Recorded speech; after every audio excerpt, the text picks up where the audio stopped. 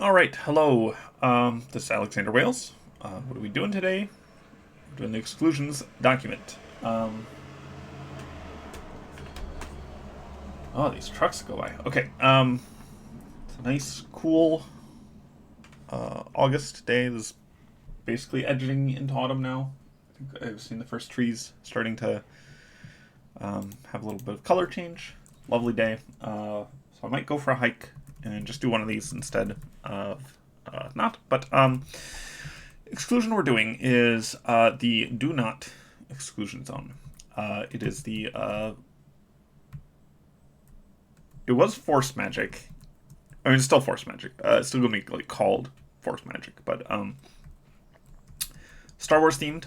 I was gonna do this one as a religious sect, but I'm gonna talk about some of the problems with that. Um, this is all stuff that I wrote down last night, or not last night, last stream, as like planning for this, and then last night I laid down and was gonna go to bed, and as soon as my head touched the pillow, I was thinking to myself, okay, what am I gonna do for this? And I thought to myself, like it suddenly occurred to me, there's some discussion of this a couple days ago, possibly, on the Discord um, from a definitely not an egg, ah ha ha ha ha, about conservation of ninjutsu, which is a trope where if you are fighting a single ninja, you better watch out, and if you're fighting a bunch of ninjas, that you will probably kill each of them very easily. That they're only like the how tough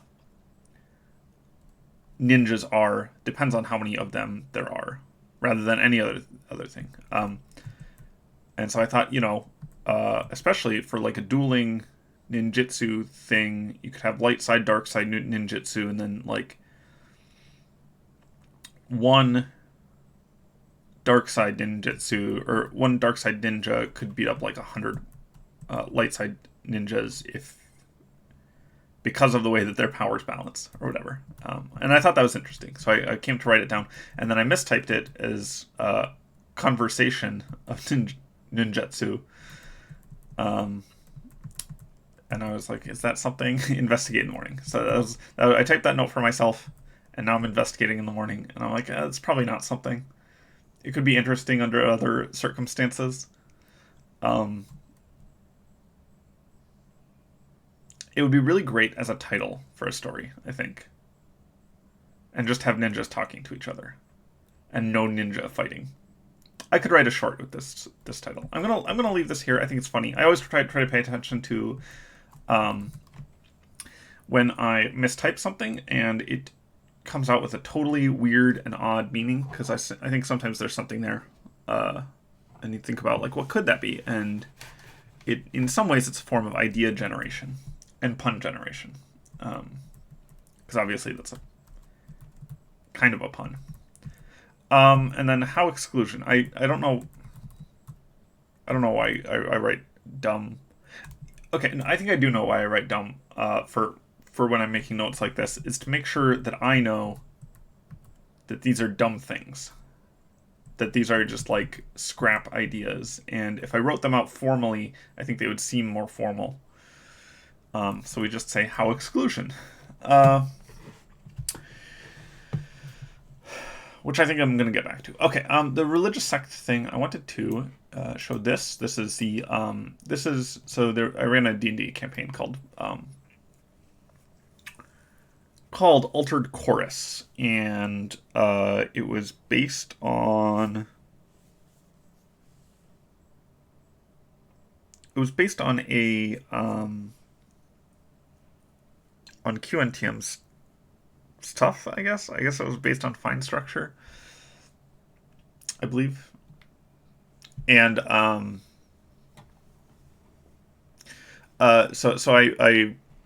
it was like a D&D adaptation of fine structure in at least some ways, or it took some ideas from it. I wouldn't say enough that it was a ripoff, because obviously if you're just doing like a kitchen sink fantasy D&D thing that's going to be like wildly different from anything there, and it only took some of the concepts and stuff. But I'd been reading that at the time, which probably puts a date on this. But these were the gods in Altered Chorus, and I took 5 of these for Worth Candle to be the Worth Candle gods. So Kennis is gone, and Suncrag here. Actually, just leave a note for myself, even though I do not reference this at all. Suncrag and Kennis are not in Worth Candle. This is noted explicitly in Worth Candle. So here's the problem with having a light side and a dark side, is that Shadowy is fine. This is like Shadow, Darkness, Death. You can have a Shadowy cult. And the problem is that the opposition to that would be Suncrag. So I think it'd have to be either character or Ard. But I was thinking about that. Like, there's no God of Light. Unless I gave that domain to Ard. Which is possible I did. I also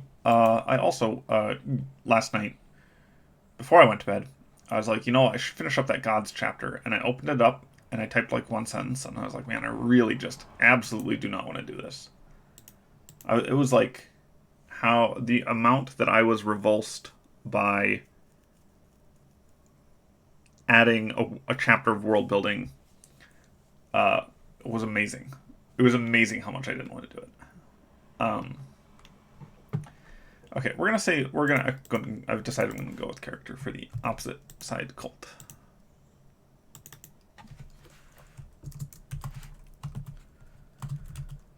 Character is life. So it's funny that they're not actually opposed to each other. Okay, I'm going to close this. This does not need to exist. Or it does not need to be among my tabs. This... I don't know if Force Mage was a thing here. Oh, what's that expression? I'm going to keep that open because it's nice, but Force... Is this a pun I can use? A common clause in contracts. Freeze both parties.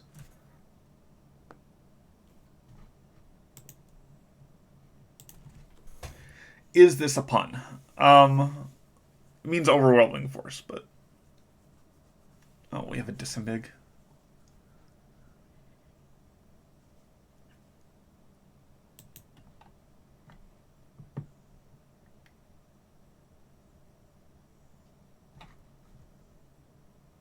Okay, this is a pun. Like it's a pun that we could use. They're force mages and they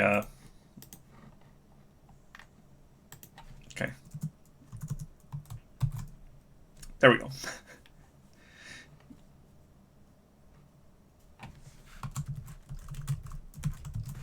All right. So questions. Right, I was gonna hold off until I was done with the opening stuff. Any plans for character notes from Bethel? I think it would make sense for domestic. Is a place that it would make the most sense. And I did add some notes here. Right, maybe just this one. But I don't know if I'm doing this today. I might just go for a hike instead, which would be great. Okay, timeline. No, let's not look at that timeline. Let's look at this timeline. This is ordered. I think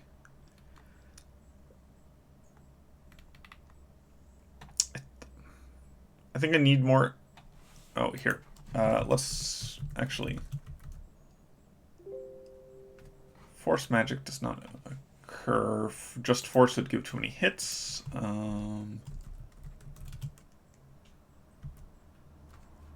Force multiplier, force moved, force multiplication.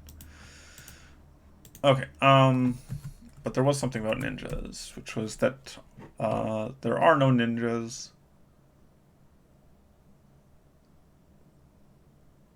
Okay.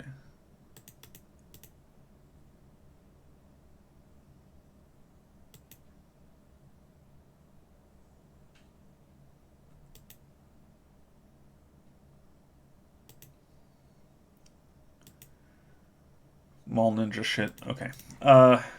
Just double checking. I so this I'm trying to use this to like figure out where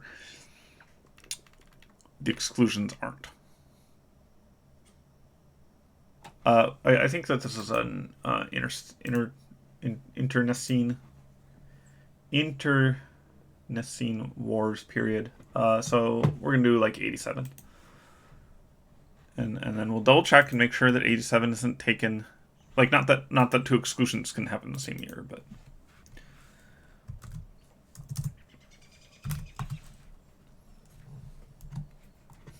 What magics aren't excluded? No, there's 22 magics that aren't excluded. There, I don't think that I could name them all off the top of my head, but it's warding, blood, bone, gold, pustule, flower. This is the problem is I started on the list.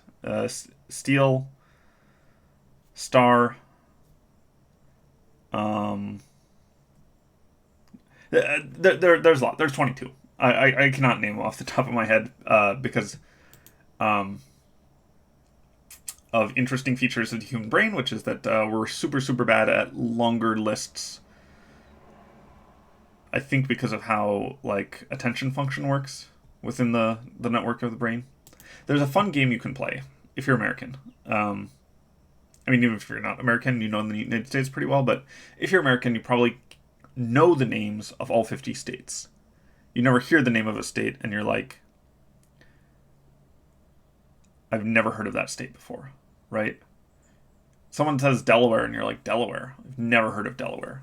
Usually. Like, if you're a like, decently educated American who's made through high school and don't have, like, I don't know, don't have like significant cognitive impairment, you probably know all 50 states. But if someone asks you to sit down and without a map or anything to just name all 50 states, it gets super hard as you get toward the end because your brain is just like, I've already named like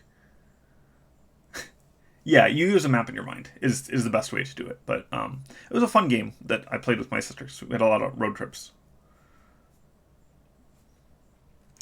Where you're it's like remembering the 50th item on a list of 50 is so much harder than it should be, I guess. Like even if you're writing them down, you could like double check and but so yeah, 22 magics. I think I can get to like 10 super easily, and then I'm like trying to remember different scenes and like things they've actually fought.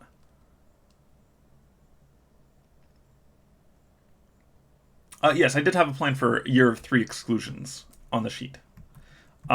That's also one thing I can make, I can very easily change. Like a year difference doesn't really matter. I also do like the idea of them not being like a regular, like every, what would that be? There's 70 of them over 527 years. Whatever the math is on that. If it's like like a regular every 6 year thing, that would feel socially much different than sometimes there's like just a bunch of exclusions. Sometimes exclusions happen because of cultural forces, stuff like that. All right, I gotta get writing. Enough time faffing about. I try to set myself 15 minutes of faffing about and like prologue at the start, so I can just like talk about what I'm trying to do and stuff like that. Overguard maneuver was hilarious. Thank you. Yeah, well, the problem is that like what graph do you even I think what I need is this graph is open, by the way. I would grab a link to it, except well, I don't want a histogram. I'm gonna post a link in chat. Sorry, just real quick. What I want for a graph is one that shows where the clumps are. Because like a histogram is I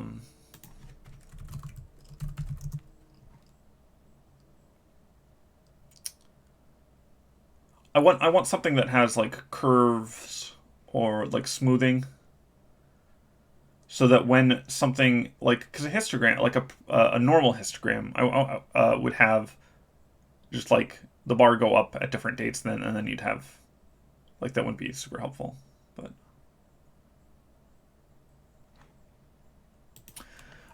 yeah, conservation of ninjutsu has like trope purposes. In this case, we are not doing that.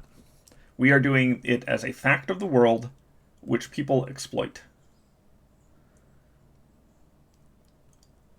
We are throwing all that character stuff.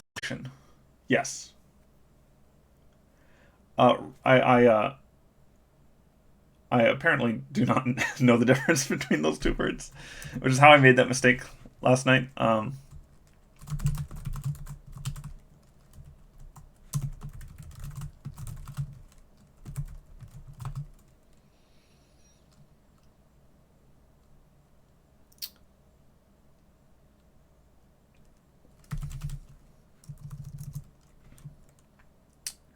Change the wording here in.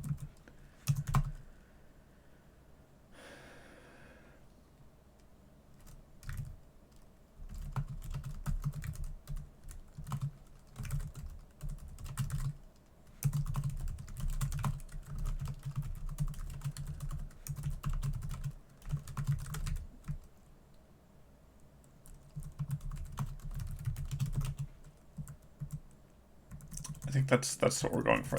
And I know I said that I'm going to do history or nature after. I think nature just needs a double check after history, because unless I don't know where I'm going with it.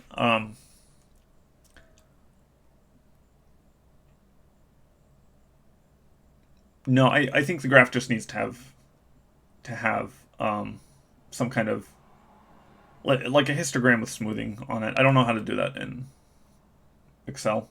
Nope. I don't know how to do that in Excel yet. Also, it's Google Sheets, not Excel. I'm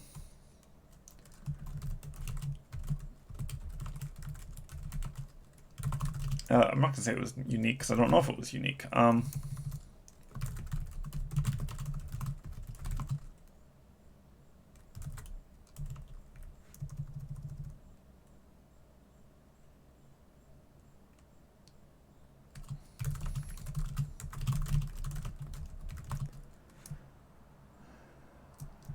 We're going to try working around the Star Wars stuff. So I don't want to say light side, and I don't want to say dark side.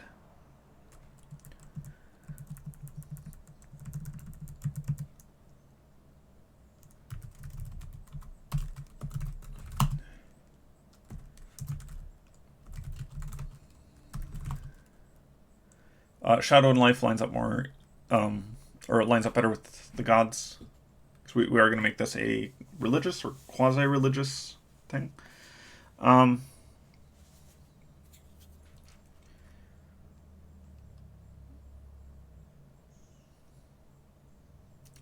Yeah, I think it's just the smoothing that I need, so I can like see here's the Second Empire bump, which you wouldn't get from the histogram, because I have generated a histogram for those dates. And I was like, you know what, that this does not tell me really anything. It's not readable to do it that way. So I need the smoothing. We have like First Empire bump, Second Empire bump.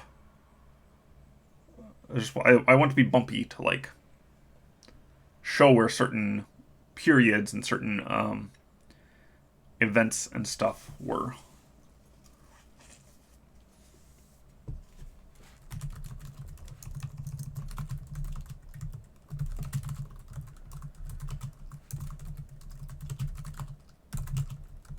All right, I gotta pause. Not pause the stream. Pause the writing for a moment to talk about what.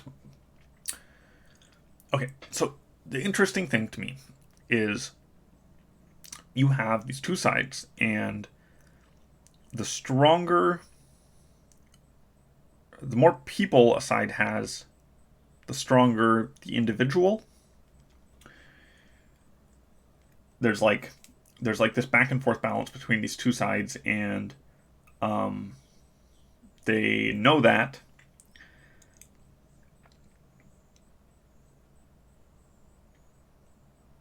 And that's neat. It's all the considerations that need to go into that. If you know that your side having more people is bad for you, which is the inverse of how it normally is. If you know that having more people is bad for you, if you know that you're going to have to like use overwhelming force to beat someone, if you know that you are like, if it's just 1 against 100, you can just pick people off. That all that's interesting stuff. The thing is that this is still a magic system, and so it's still that's sort of the lever behind the system that's moving stuff up and down in an interesting way, and there are interesting considerations from that. But the thing I did not figure out last night, and which I need to figure out now, is what the actual effect of the system is, right? Like, what does this magic do? What is its material impact on the world? So I'm gonna just do a little bit of brainstorming here. Some of this is Star Wars stuff. They got a laser sword. I mean, precog. I think the precog stuff is not that interesting and not appropriate to.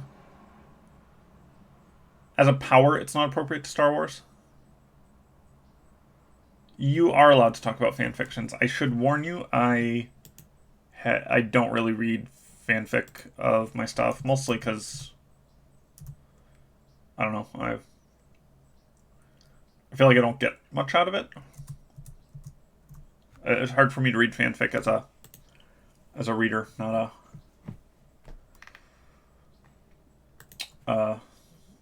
as a writer. So I read them as a writer, and then I just don't enjoy them as much. But yeah, you can talk about fan fictions. I like fan fiction to be out there. I think fan fiction serves a good role and stuff.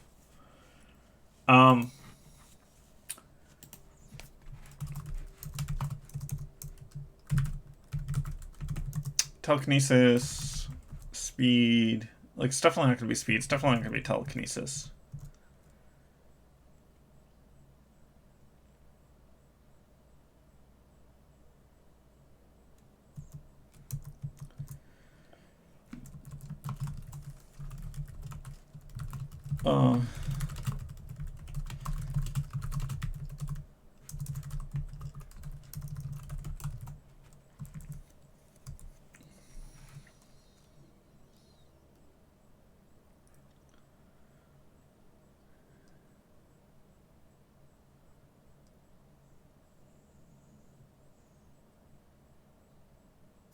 Yeah, there's Force Ghosts. I used to play a Star Wars D20 game. Yeah, we're not gonna like. A lot of this is just trying to find something that is good and unique and interesting for them to be able to manipulate, or for them to be able to affect.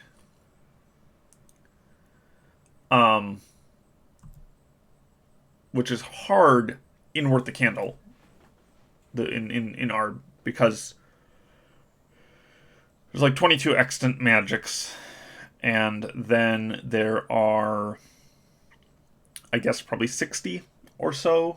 Yeah, there's lightning. The full list of force powers is just extremely long, but it's also kind of like not interesting, you know? Like, I don't find lightning. If someone came up to me and was like, hey, I have this magic system and you can shoot lightning from your hands, I'd be like, eh.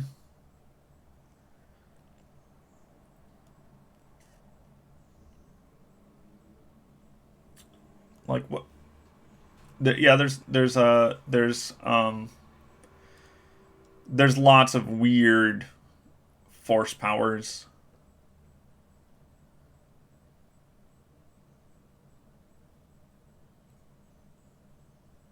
Here, I think it's gonna be like a system of marking. This is not like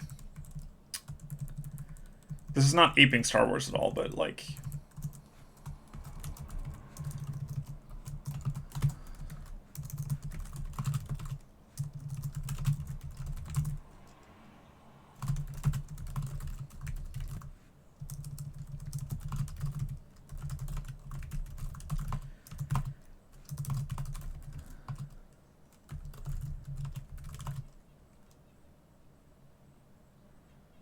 okay, stream delay is good. I haven't changed anything at all. I actually did not do anything. Um, uh, Not that there's anything I think I could do except try to use a different thing, except for the Twitch Studio. Um,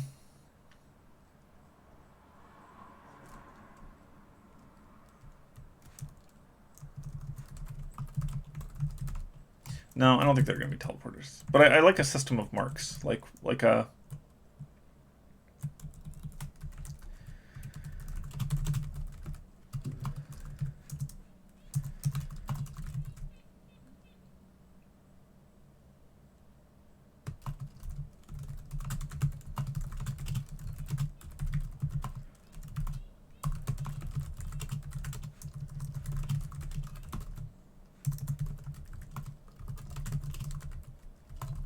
Okay, we're gonna do the system of marks thing. Um, okay.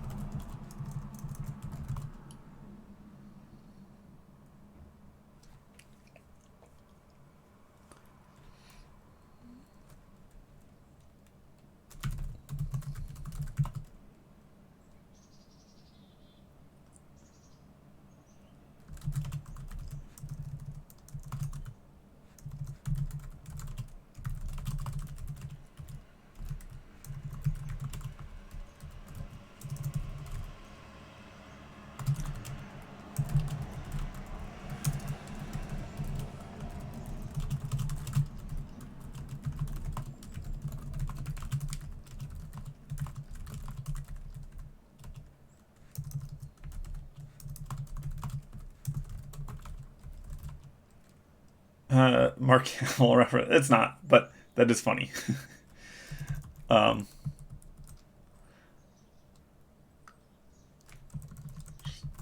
just. I don't think I'm gonna use that, but I don't think this is gonna be anything in here. Um,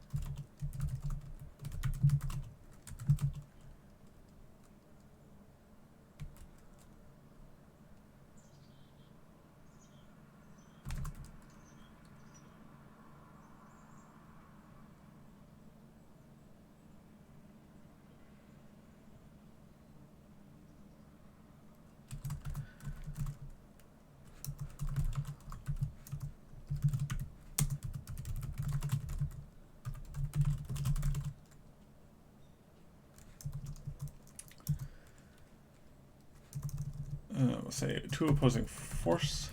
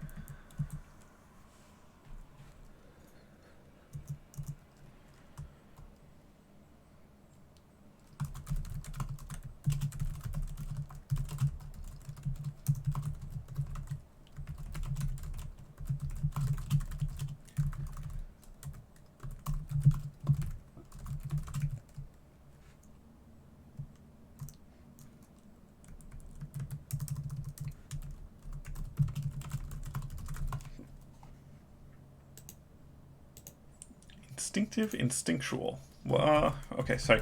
This is not important, but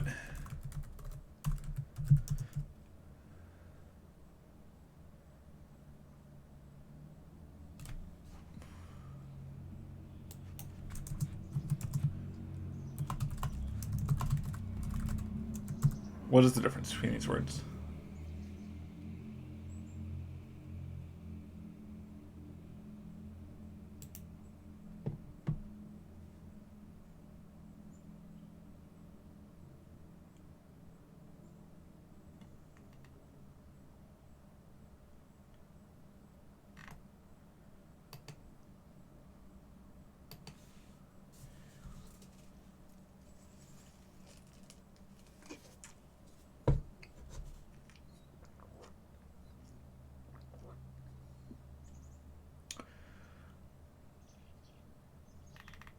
Okay, so they're synonyms.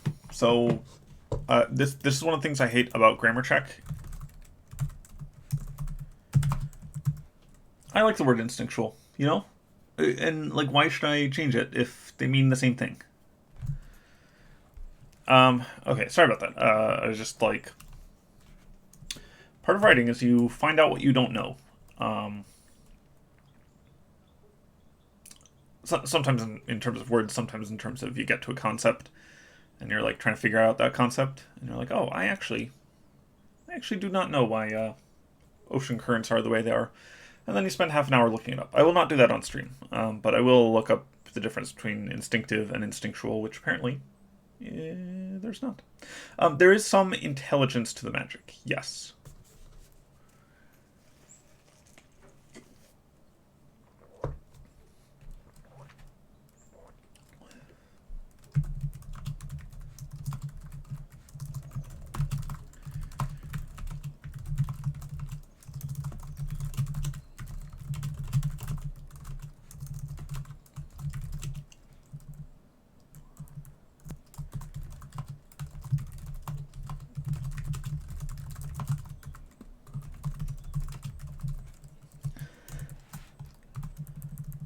Okay.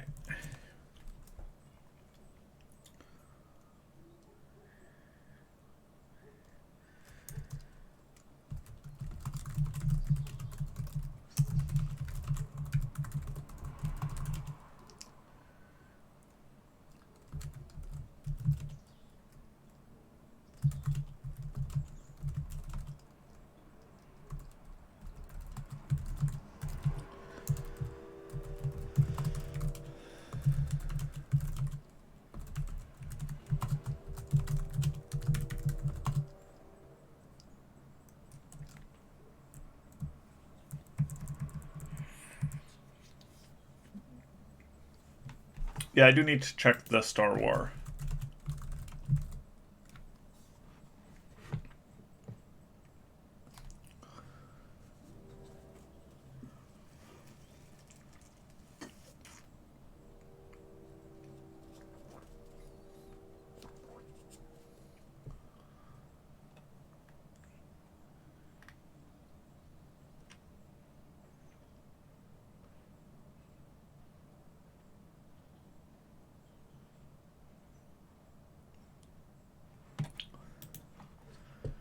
forgot that was like an actual plot point.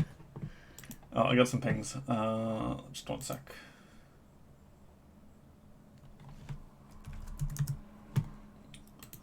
Just my wife.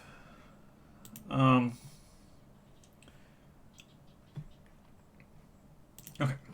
I don't know what streamer mode does. It always tells me, hey, you're in streamer mode now. And I'm like, well, okay. And I don't think it has changed anything about Discord's behavior. You know what? Just, I'm going to say ignore. There are grammarians who spend their lives being like, actually, instinctual is a superfluous word. We only need one word for this. It is instinctive. I think those words are different. Maybe it's because I'm a writer, but I think those words have different connotations, different like feel to them. I don't know why you would want to like limit the number of words. I mean, I do. It's more efficient or whatever, but like from a communication standpoint, I feel like you want as many words as you can get. As I noticed when I was trying to generate things with not Wombo, with Midjourney, and like the different adjectives, you want a bunch of them, even if they all mean roughly the same thing, because they can help you get different things.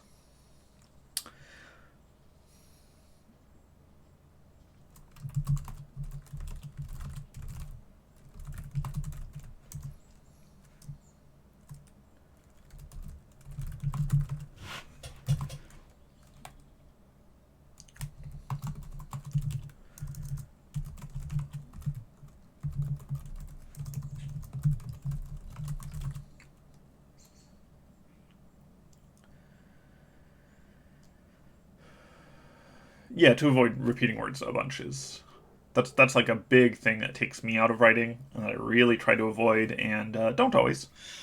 Um,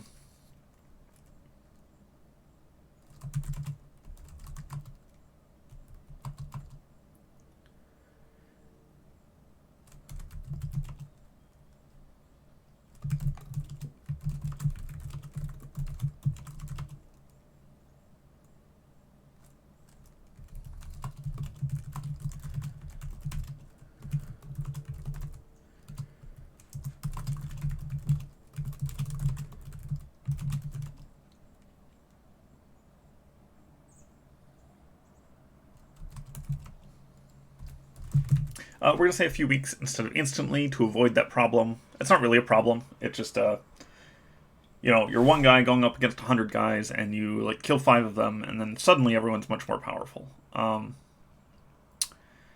I think it is more interesting, and like also for conservation of ninjutsu, usually it's on a per fight basis, right? But I'm not. We're only partly doing that here. I'm not going to worry about it too much. The like actual mechanics of it.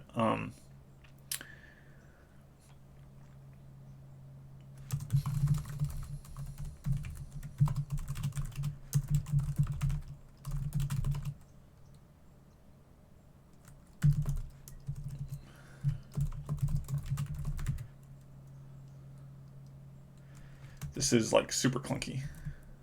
This right here. I'm gonna maybe come back to that. Maybe have like a specific word for each, which is short, like 4 letters. Jedi or Sith. um,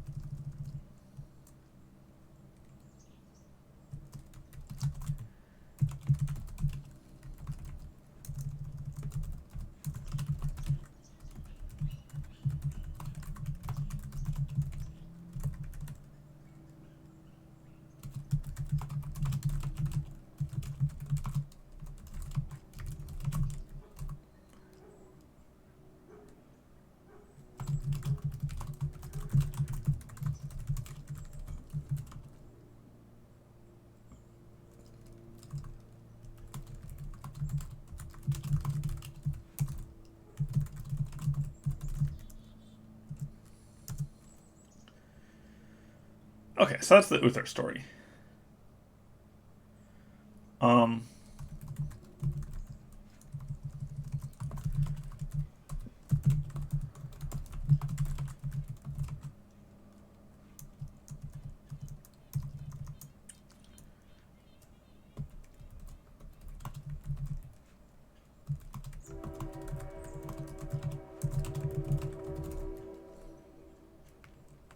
we're not doing that Star Wars thing where, it's hereditary, because that is dumb.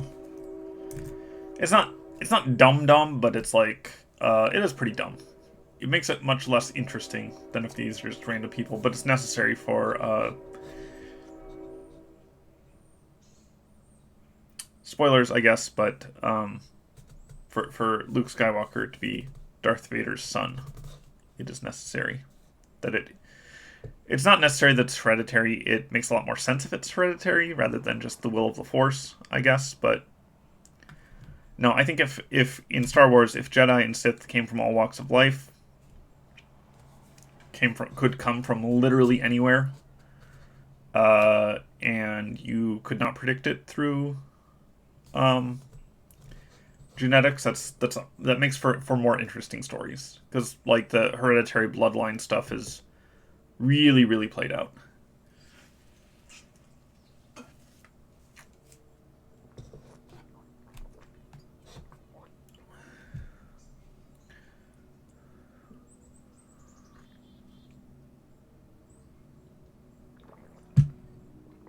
Um,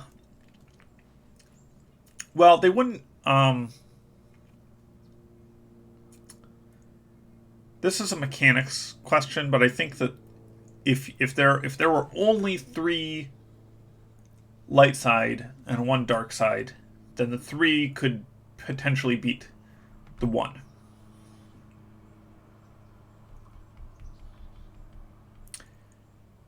It's not solely hereditary, but it like in the EU, it's like you look at it and you're like, oh, all these related people are Jedi. Like, why? If it's not hereditary, then like, well, and it can't be solely hereditary because people are plucked up from obscure situations, or I don't know. It's just neat. It's neat to have an order that's composed of people from all social classes, and you get weird stuff. Well, yeah, the end of Force Awakens hinted at that, and then uh, and I thought that was cool. And then they just were like, "Nah, we don't know what we're doing with our franchise. We don't know what we're doing with our multi-billion-dollar franchise. Let's just not." I don't know. Star Wars pissed me off. The not Star Wars itself, although there are a lot of aspects that I find very questionable. But the sequel trilogy. There was I liked the controversial opinion, but I liked the what's his name, the Ryan Johnson movie best of the sequel trilogy.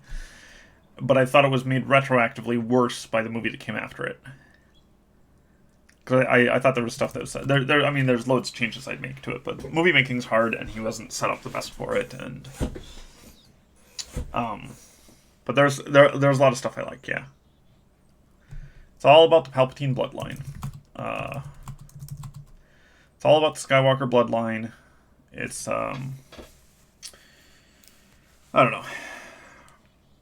Yeah, I don't want to get into Star Wars debates. I feel like this is one of those things where there's a light side and a dark side, and they just hate each other. And I'm on the and it like it's funny to me that it's been so long since those movies came out, and people still like there's still this rift. Um.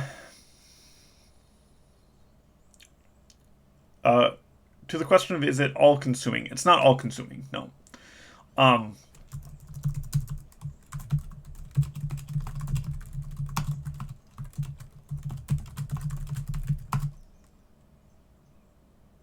Hatred is in the spirit, can be fixed in the soul, but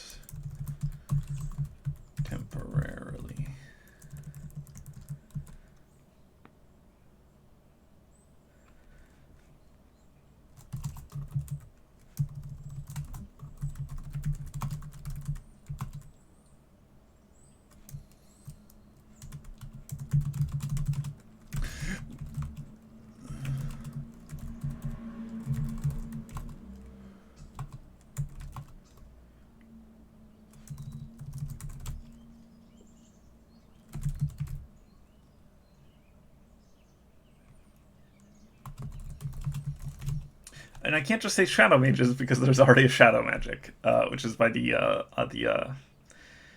it's a bloodline magic from the Umbra. Um, oh, worth the candle. Why are you this way? Um,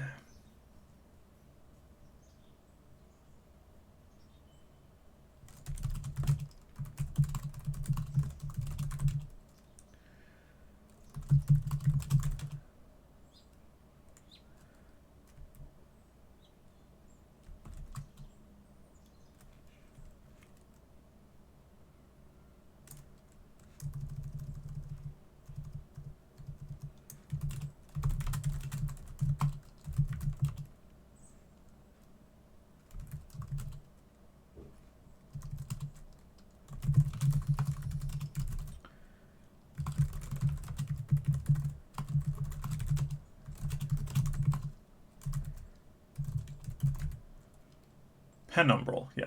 Sorry. There's the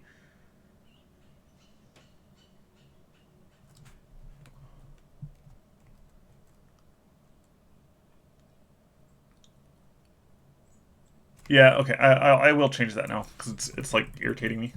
Um,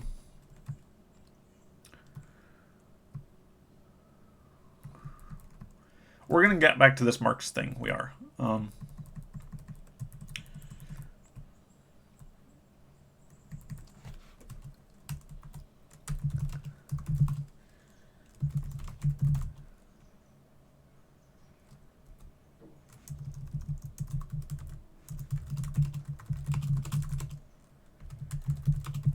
We're just gonna call them the Shadow Mages. Um,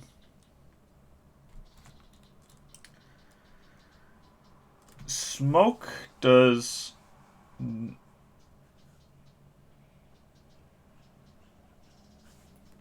Does it have an exclusion? I'm gonna double check here. I don't think it does.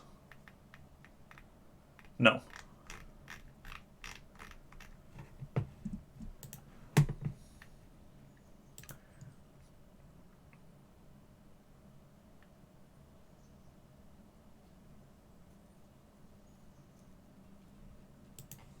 I actually like the idea. Well, I like the idea that Uther had like basically nothing to do with this. Was just trying to like peacekeep. Having Uther be of like 8 different special types is or not 8, but like I think that by this point in the Uther saga is like played out. Like and it would add nothing to him.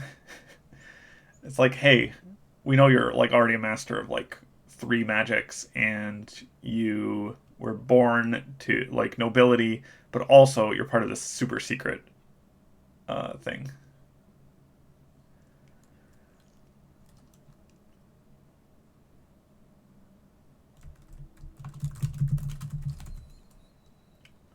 No, if I'm gonna change it, like, why do this? Umbra means shadow. Where is etymology? Do I just keep closing the etymology thing? Yes, I do. Okay. Put you right there so that I have documents. I have reference. No, I actually don't need this. I'm gonna find a synonym. I actually don't know the difference between penumbra and umbra. I can't use those because you can pin a tab. Yeah, you can't pin a tab. Here, I think we'll go. Here, I think tenebrosity. Here.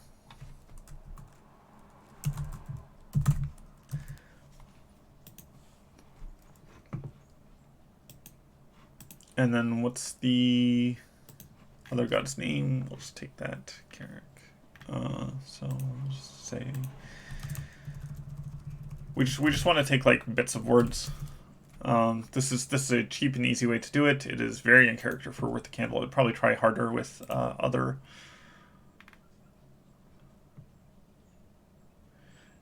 with some other setting, but this is the D&D way of doing it.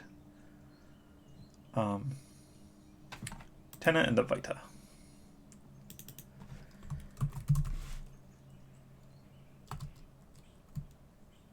Vita Mage is too close to Vitamin. Whatever. And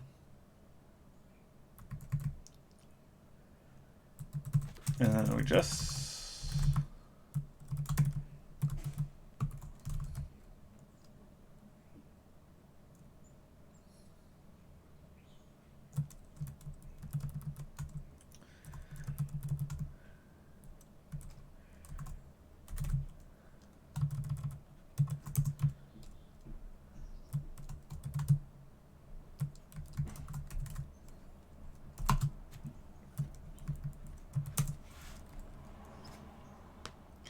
Penumbra is half shade. I think I knew that because there's a setting I had where it was the Night Smoke. It wasn't. It wasn't. I mean, it was the City of Night Smoke had the Umbra, the Penumbra, and the Effulgent. I think.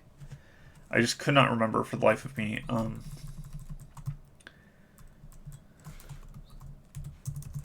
The Vita.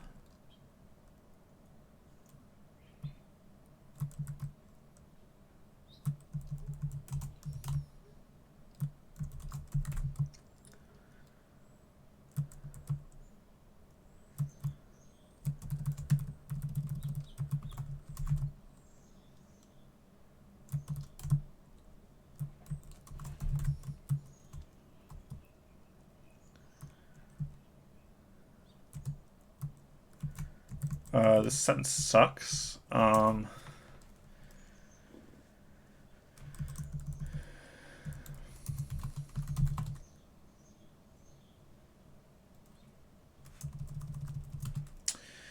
Eventually, though, as the power was not hereditary.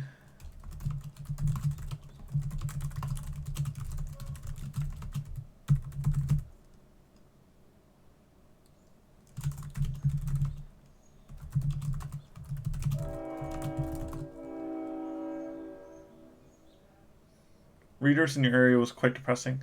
You know, it's funny that people seem to like that story, but the reactions have been very different. Some people are like, "Oh, this is like depressing and grimly dystopian," and other people have said, "Oh, this is like very sweet story about like about human connection or there's like there's this nice heart to it."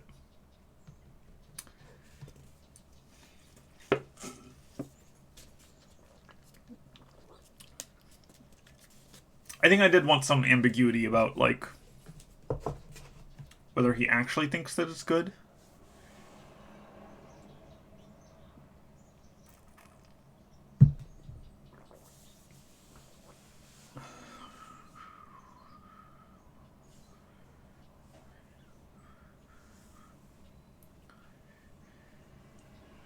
I think it's ambiguous whether he's faking it.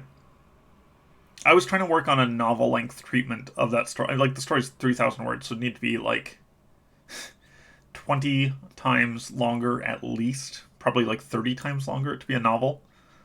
And I'm like, well, how do you sustain this for 30 times the length? And part of that's by expanding the beginning maybe a tiny bit. Although I think it gets to like what it's trying to do really fast. But then the other thing is you have this like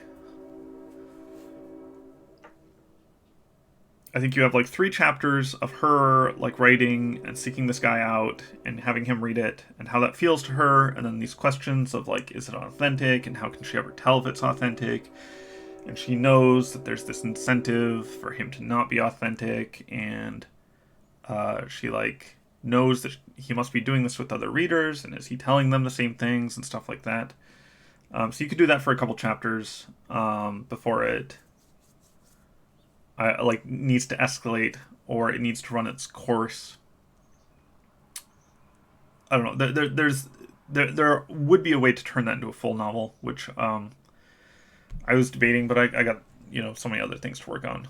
If I could work on that while doing the exclusions and while doing other stuff, I might. But I was like, you can have that a full novel, but I think that the ambiguity of whether or how much the enthusiasm is faked or motivated carries you a little way. That's like a nice conflict that carries you at least 2 chapters, maybe 3, of like roughly that length. So I think you could do that for like 10,000 words, but it's mostly about, like, it's a story about writing and reading and human connection. Um,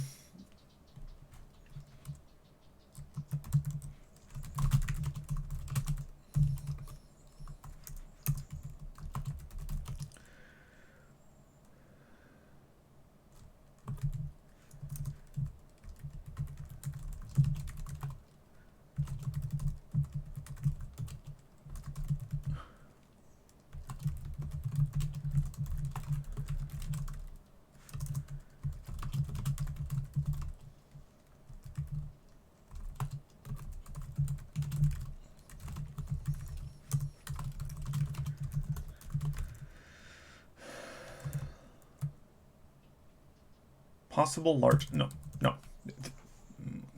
Okay, I get so annoyed by a grammar checker. Okay.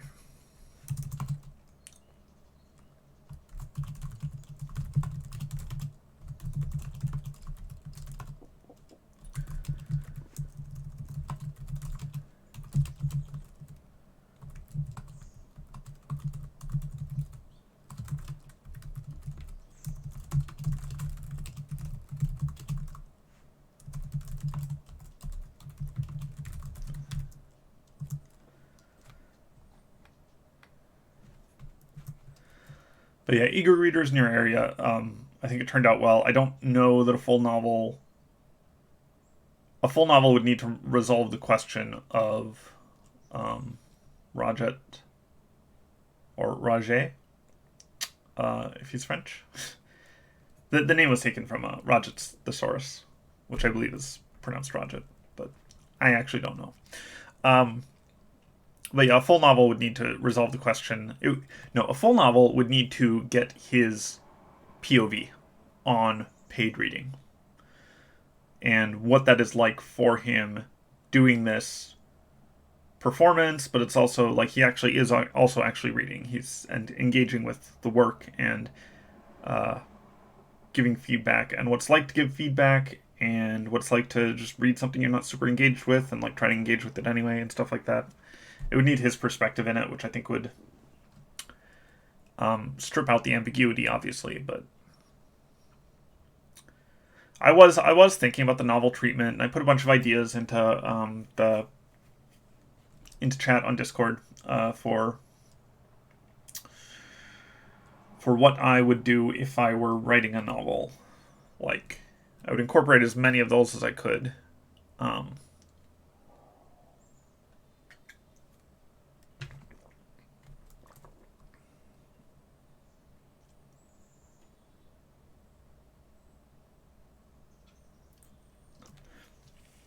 I think that the way that I would write it is that this is a human who thinks that AI generated stuff is just not very good. Who thinks it's like 6 out of 10, 7 out of 10, and just like kind of does not like the AI stuff at all, and is kind of disappointed that people have like flocked to it because it means that there aren't going to be human writers. It's just like this flood of Drek. And also, like, to have the paid reader be someone who is looking for the human connection from the reader side. But there's lots of like twists and turns that you can do. I think I would also not have him read the whole novel. I'd have him read like 3 chapters in that first section, because then you don't. It's not stretching it out, but it gives some time for like decompression and reflection and stuff like that. Like, maybe he likes the story, but it's like got flaws and stuff, or what, I don't know. Having it be a love story is also something that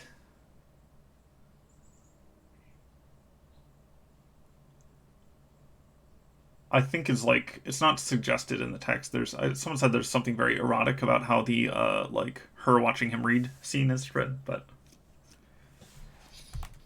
it is a bit weird to read a whole novel in one sitting. Like having it that just like be what both of them do for the day is weird. And I did think about that, and I'm just like, whatever. I also wrote that story over a very very short amount of time, and I did not edit it basically at all. I didn't reread it before I posted it. I was just like, no, let's get this out here and get it done, and then this idea will be gone. But it's not gone. That's the tricky thing about ideas. It's how they get you. Um, you like write out an idea and you're like, ooh, I could add another chapter, or I could edit this and I could make it a novel, and then that would only take 80 hours of my time. Really, really conservatively, I could write a novel in 80 hours. No, sorry, not conservatively. The opposite of conservative. Really liberally? A really liberal estimate? A really optimistic estimate, I should say, is that I could write a novel in 80 hours if I write 1,000 words every hour. So, in theory, working full time, I could write a novel in 2 weeks. If I could actually write 8 hours a day, which is tough. I can, but I don't think I can do that consistently. Okay, back to this. Yeah, the eager readers in your area is taking up more cycles in my brain than I'd like. Yeah,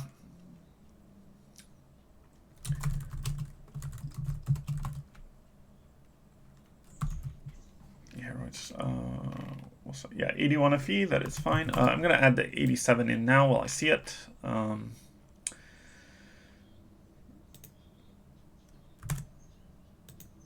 then I think this one's going to be late. This one is going to be like a second Empire attempt at... Do we have a 231? Yes, we do have a 231. Let's do this as a 233. Okay. I'm just gonna add that or change that right now.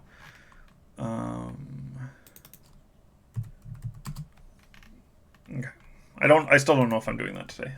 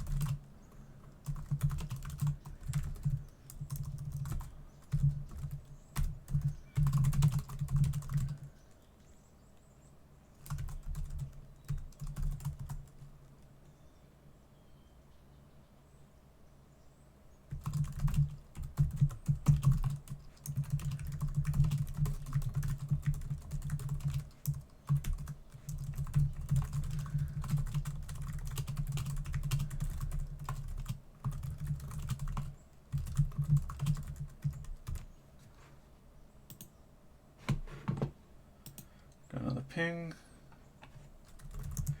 My wife saying that she will bring over leftovers, or bring home leftovers, which is great.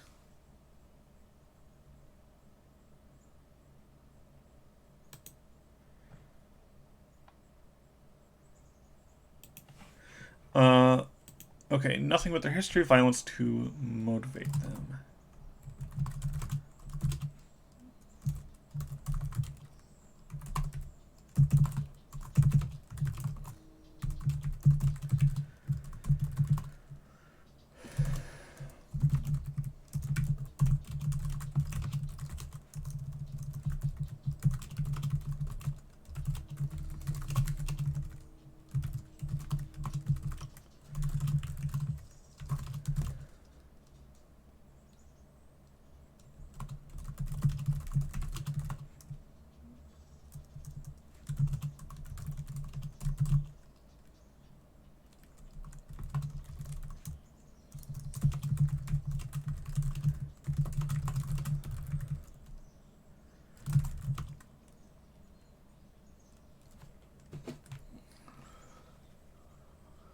Does exclusion? I'm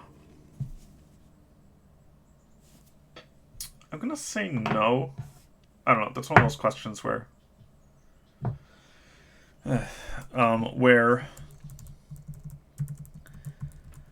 uh, it's hard to say. It's one of those questions I need to like think about. But I'm gonna say no, because there's like there's the pantheon in Worth the Candle, and then there's like a second godly pantheon, which probably should have been foreshadowed or talked about more prior to the end. But whatever, we make mistakes, we move on. Um, so that's like Warden business. Warden's responsible for exclusion in the like meta pantheon. Um,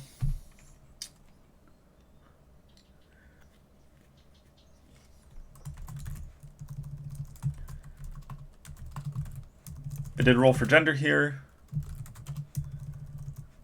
And it came out male again. So whatever. Um,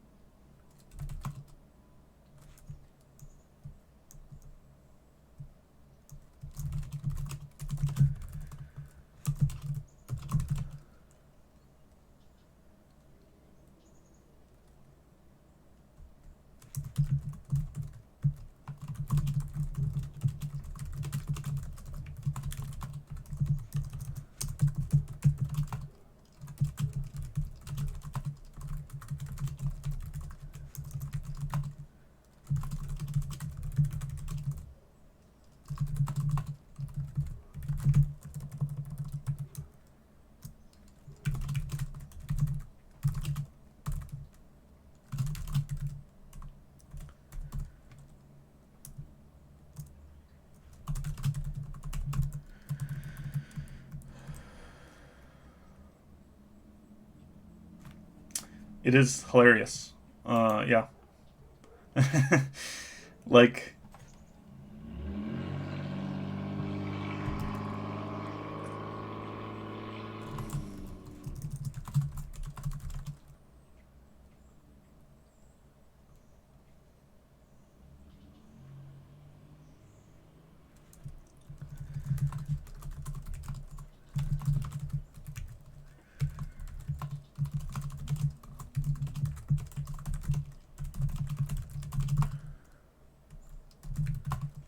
I feel like I use the expression brought to heel a lot, and I do not. Okay, so we're not going to use that a third time. Twice is probably even stretching it, because people see that and they're like, um,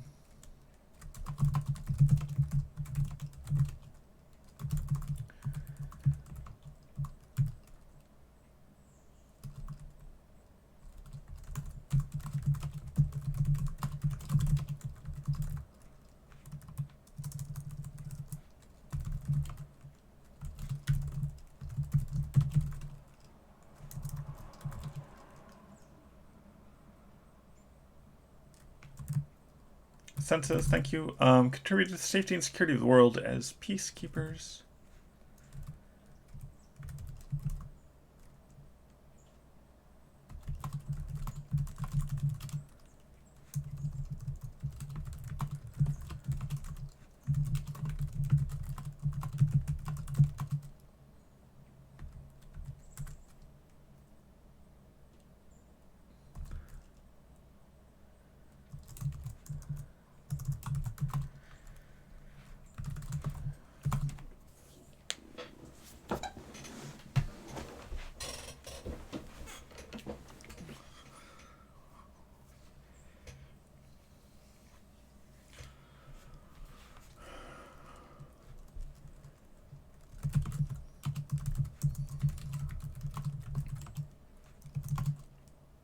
Spirit would have made it actually work. um,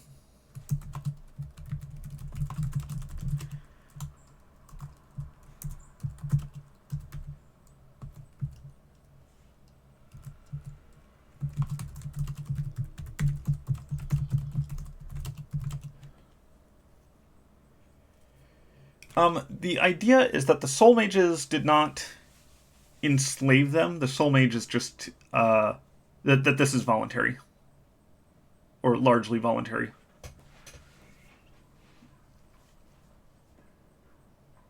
I mean, the first soul mage probably didn't enslave them, but like,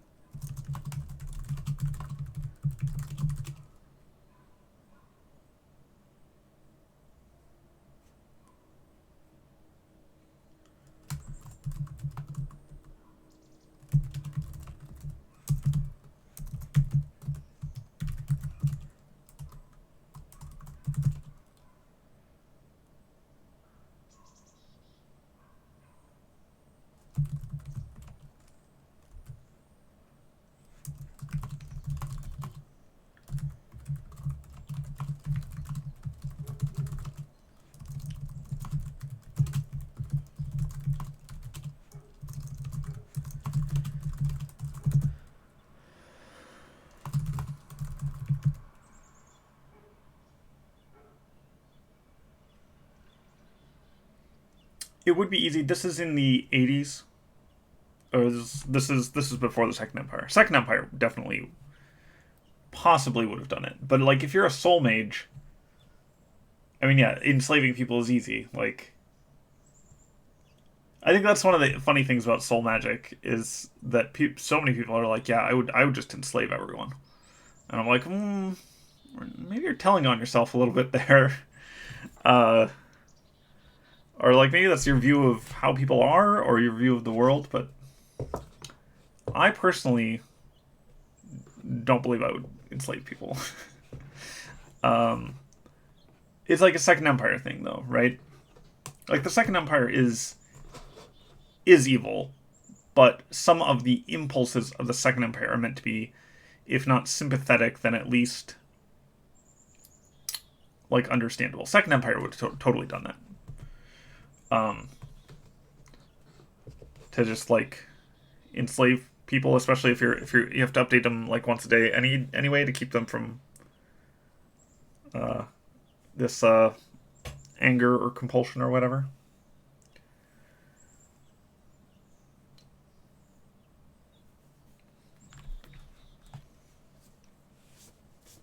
That was one of the big complaints some people had about Worth the Candle was that Juniper did not enslave enough people.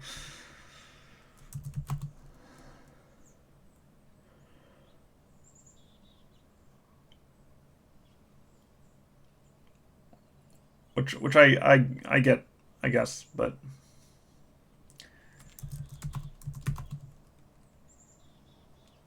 yeah, some people get like actively angry. They're like, no, Juniper should be enslaving people. I think there were one or two cases where, like, yeah, kill or enslave, but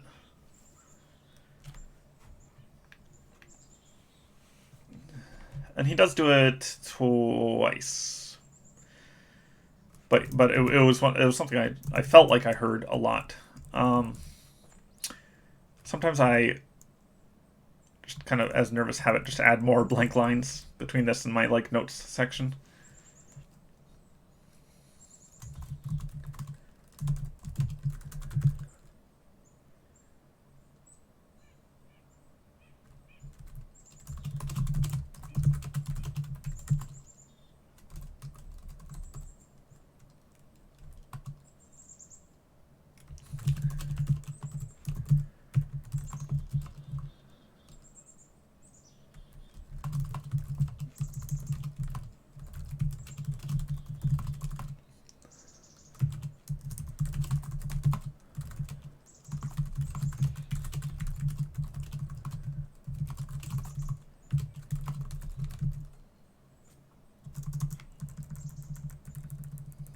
I don't know if this is good or interesting. Let's just move on.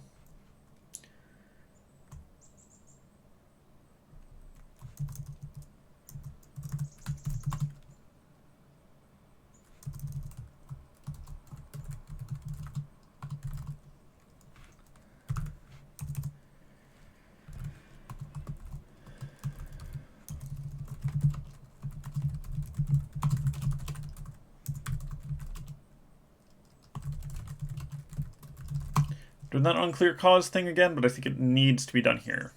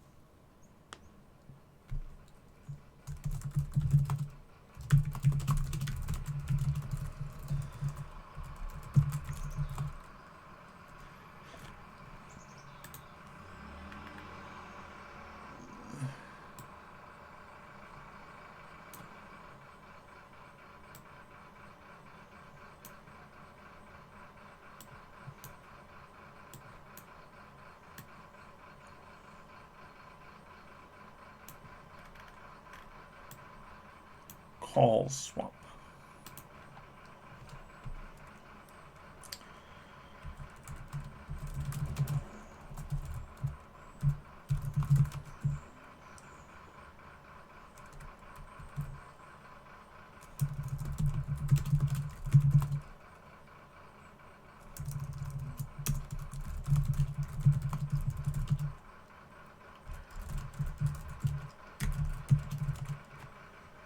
Yeah, it's, I found it.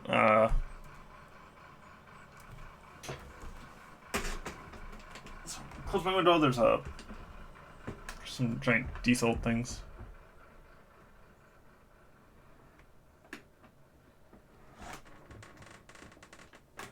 What do you mean confusion about history? I mean, this is history that, like, they just don't know. The thing is, I try to make I try to make history more clear than it is on Earth. If you asked about something that happened, 400 years ago, you would be hard pressed to get an answer unless it's in like a journal or something, and most people wouldn't remember.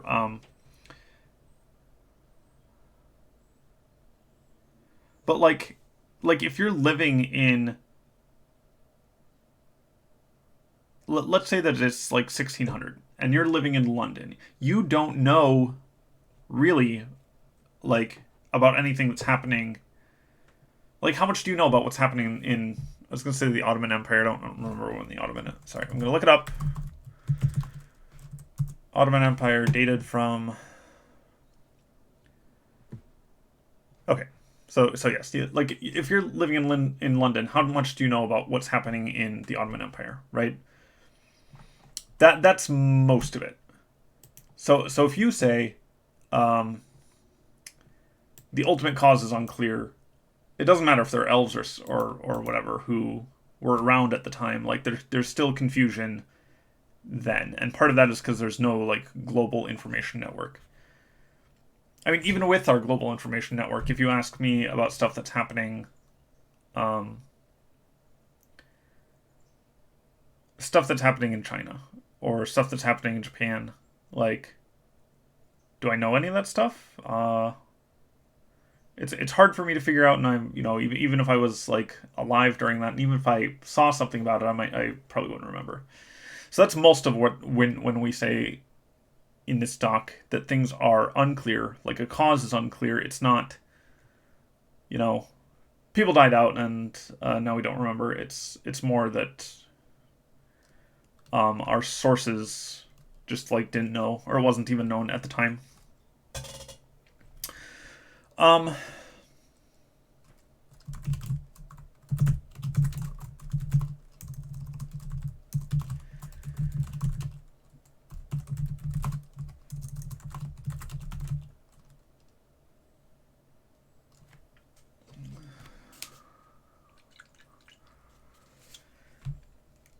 I try to be judicious about when I use people did not know. And I try to make sure that it's not just used to be vague for the sake of vagueness. It's used because realistically there would be some question about how and why it happened. I spent a lot of time on Ask Historians, and they talk about that kind of stuff a lot. How, like, yeah, sometimes you don't have primary sources, but sometimes people at the time debated whether a thing was true or not, And if you're a historian, and like even if you have living sources, those living sources might give you different accounts.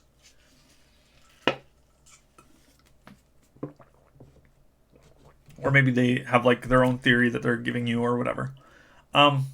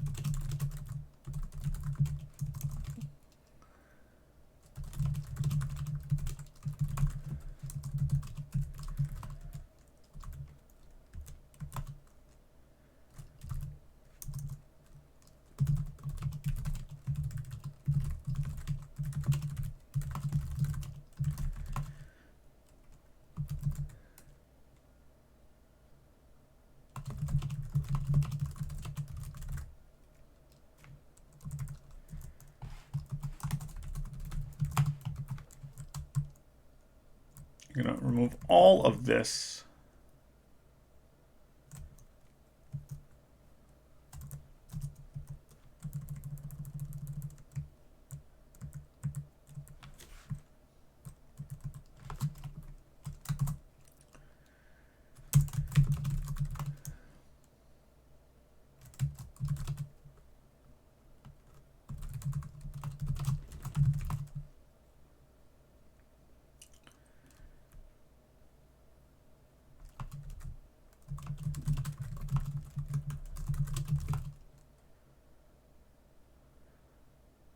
Did the mechanics get elaborated? No. I think I can explain my thoughts on this a little bit, but I'm not sure it's necessary. I just okay.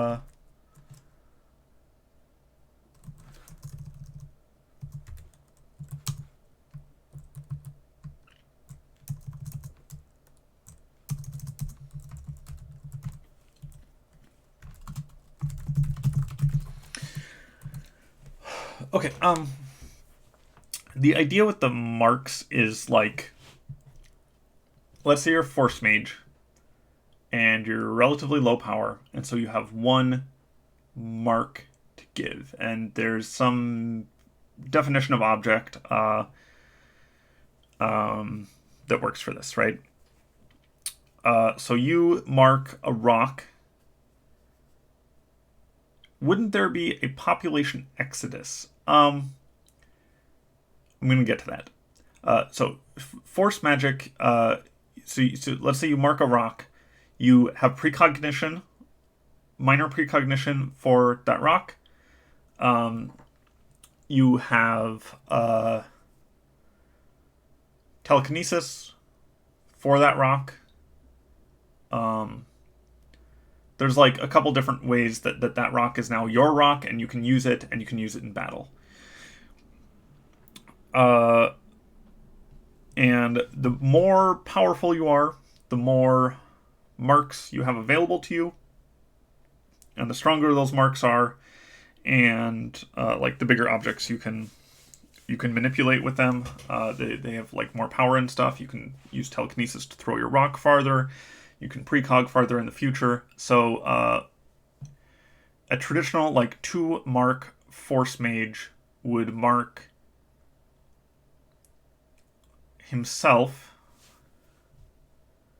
and his sword, and like hone the sword, shape it, sharpen it, have just like really awesome sword, and then be able to move faster by applying telekinesis to themselves or whatever, and have mild precognition and stuff, and maybe other stuff, right? But force magic it's not magic, but the Force in Star Wars has this whole grab bag of powers, but we're going to say that all these powers are, for this, centered around a single mark. And in combat between two people, since you don't always know who the other person is, there's like a real big benefit to concealing yourself. One of the most like brutal things that you can do is you can mark a different person who's on the other side. So you mark them, and then you have like TK over them. You have some ability to alter them or sicken them or stuff. And so a lot of their combat is about like trying to place your mark on the other person if you can't just kill them outright with your sword, or to like get close enough. And so they're like touch averse and stuff. There's some cool stuff that comes with that, but that's as much as I'm going to develop that power. It is something that I came up with like on this stream, so maybe it sucks. I don't know. I don't know that writing out more of it is going to help the entry, but this idea of you having like a limited number of marks, and then like sometimes in combat, what you need to do is you need to take your mark off of your sword or yourself and put it on something else so that you can like have a surprise power or something like that. And so you get more marks and more power from them as you grow stronger in the Force.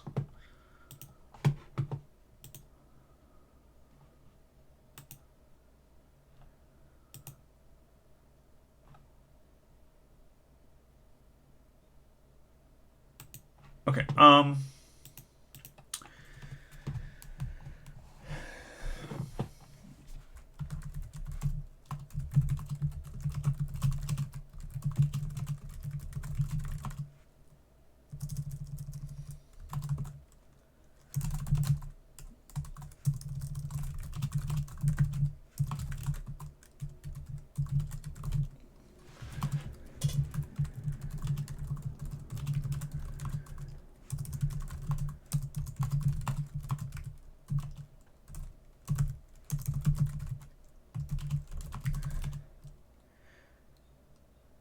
Hamill with 2 L's. I thought it was, but Mark Hamill.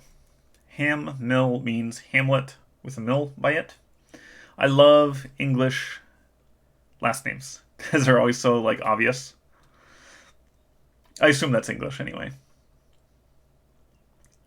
All the English, not all of them, but like most of the English last names are just like um, taken from like towns, which themselves have just the most. Um, it's actually like this everywhere in the world. I shouldn't say that. It's like this everywhere in the world. It's just I don't know the etymology for most of the rest of the world. But for English names, I know the English well enough to like Hamel is almost definitely Hamlet with a mill, right? Like Oxford is where the ox is ford, or it's a ford of the River Ox, and you have I don't know. Any time a town ends with ham, it's because of a hamlet usually. So you have like Oxham is a hamlet on the River Ox. Um, but no, it's I don't know. It's a language thing that I find interesting. That you can just like look at someone's last name and like deconstruct it in your head. You can do that a little bit for German if you know enough German too. Um, and I'm sure it's the same in other languages. I just don't know any other languages. I know an extremely small amount of Korean where I could not even carry on a conversation. Uh, Even like a beginner conversation, I don't think I could muddle my way through that yet. But give me 5 years, and if I stick with it, which I have not, maybe I'll get there. Um,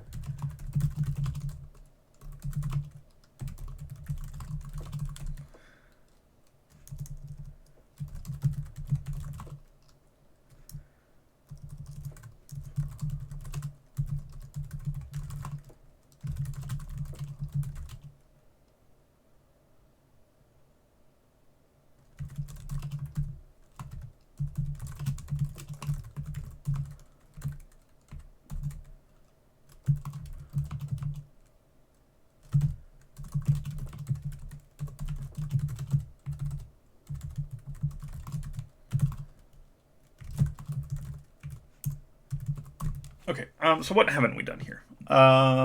Let's first of all... How long is this? It's pretty long. This is definitely above length. 1,000 words over 1.5 hours. Present in this context is vague. It's not going to be defined. It is probably like 5...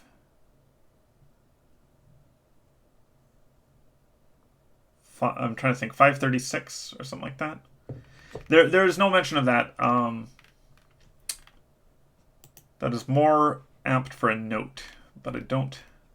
I think we'll do a Juniper note here.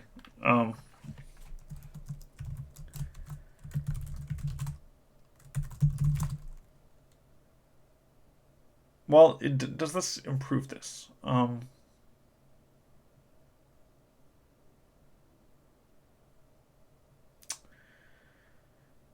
Does it improve it to say that this is light side, dark side? I'm trying to think. I'm trying to think if I were reading this, what I would want, or what punchline or whatever this note is delivering.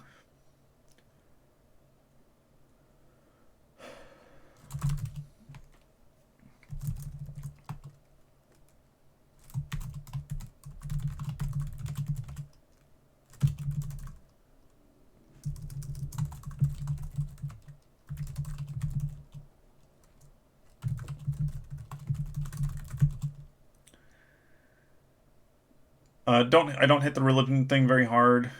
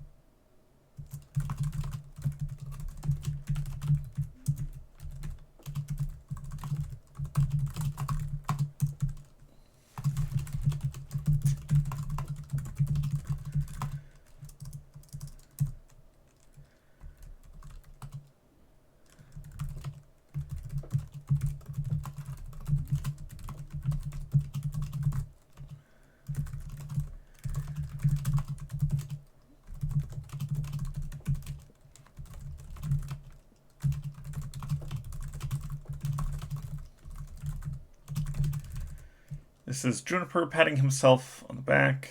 No,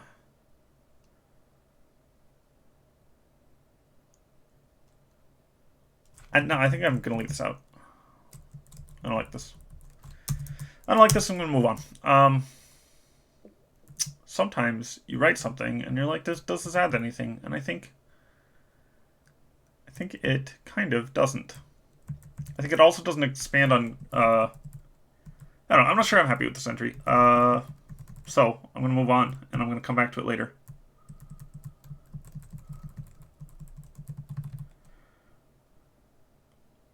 Do the swords actually look like lightsabers? I'm going to say yes. They do look like lightsabers.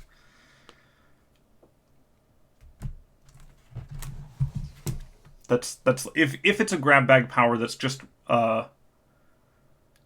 centered around a system of marks, and there's no reason that a marked sword cannot light up like a lightsaber. I don't think they extend like lightsabers, although I guess that's not explicitly ruled out by this particular grab bag.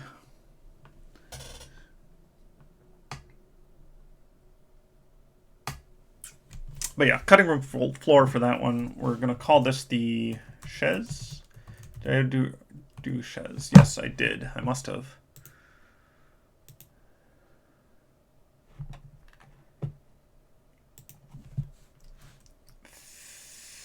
Fanic. This is going to get changed to CT. Because chaise means house. Or che. That's how I think you would say it. And then we can just have this one be appropriate. Okay. Already settled on 233. I will change this. I am doing 2 today. I've decided that I have enough in me for that.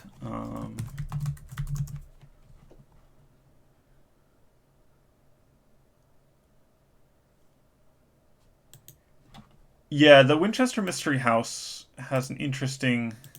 is like an interesting historical thing. Oh, we got some... No.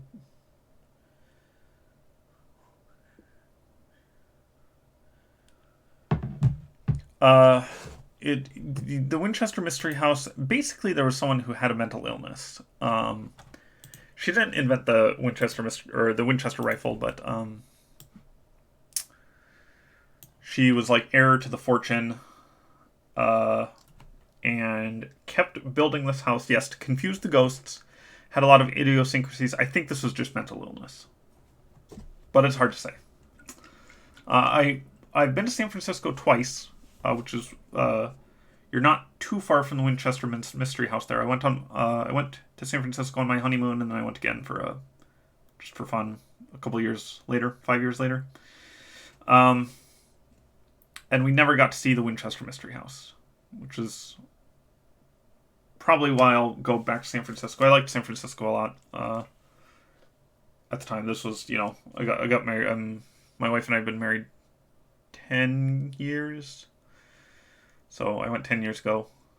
But we never got to see the Mystery House, which I really wanted to see, because it's like just one of those things that doesn't really exist anywhere else.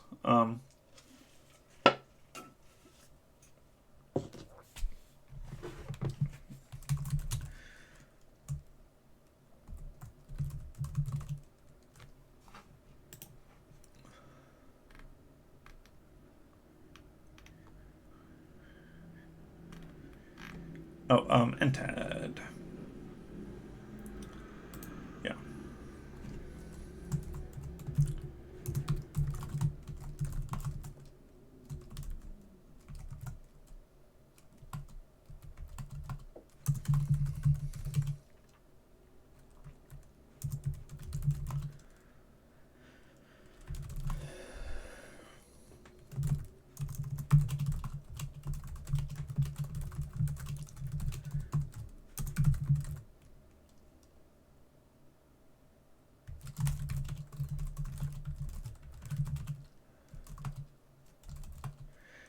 I'm not doing two. I changed the other one.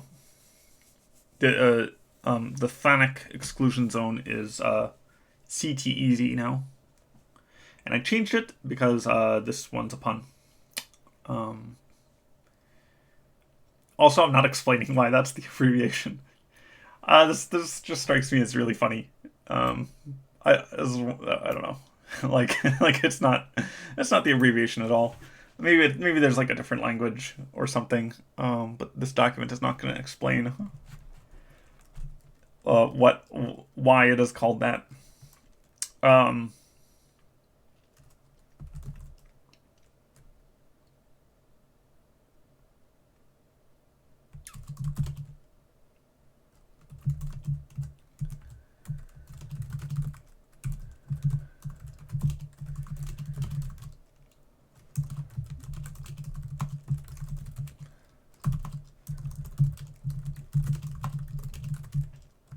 Okay, so how is this different from Bethel? It's not intelligent. The rooms are relatively static. It doesn't it makes new rooms, but it doesn't.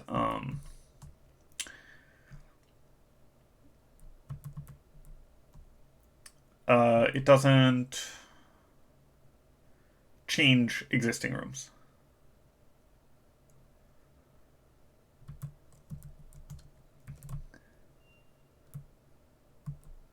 And how's it different from Hilbert's Hotel, which is the hotel in Keldwich? All the rooms are different. I mean, Hilbert's Hotel is infinite. This is not infinite, but it's like I think we're gonna say infinitely expanding and rebuilding and stuff. I would love to color house blue. That's the kind of thing that just sucks so much on the web, because You're like, oh, I'm gonna put it on AO3 and I'm gonna do special formatting and I'm just gonna like have my custom CSS and that'll all be fine. And then you're like, oh, I'm gonna put it on Railroad and oh shoot, I'm gonna put it in ebooks and oh no, or put it on my website and have to do a whole different thing of CSS.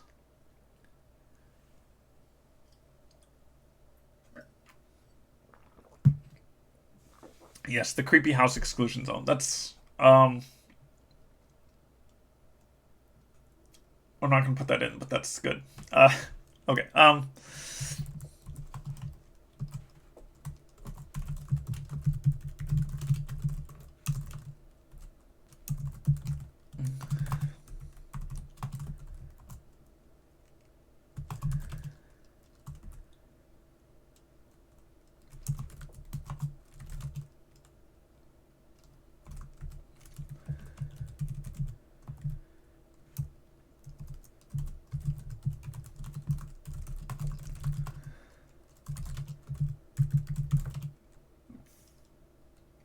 Yes, you can harvest it for lumber.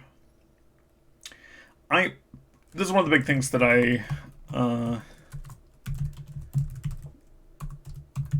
am putting a question mark on here because it's one of the main things that I want to like. This one's gonna have almost no history. A lot of these are like majority history.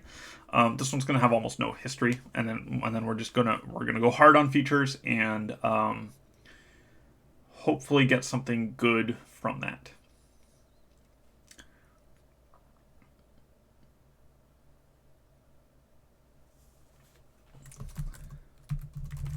We say centuries. Yeah, it's roughly accurate.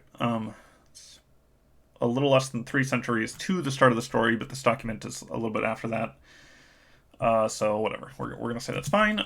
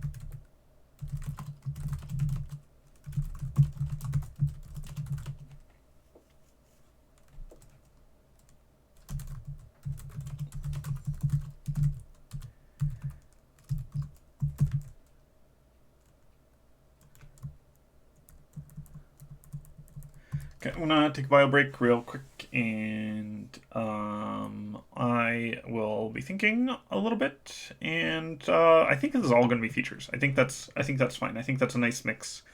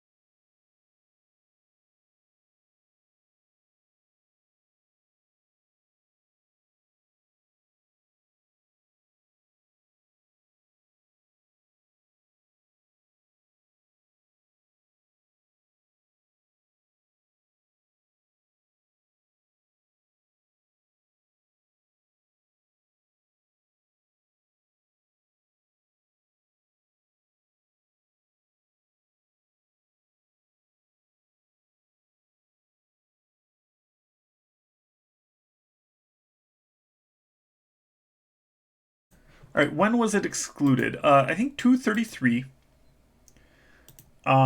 is So here's the thing. It's a house, right? It's not really going to move on its own.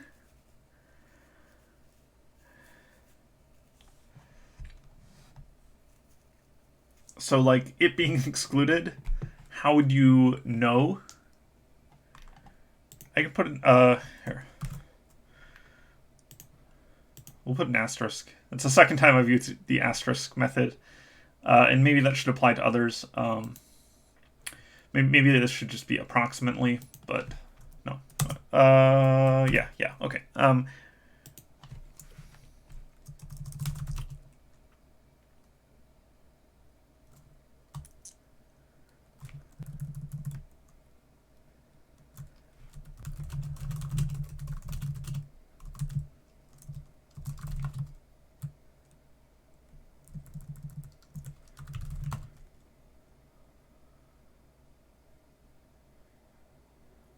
I think that the answer is that the growth is not all that slow.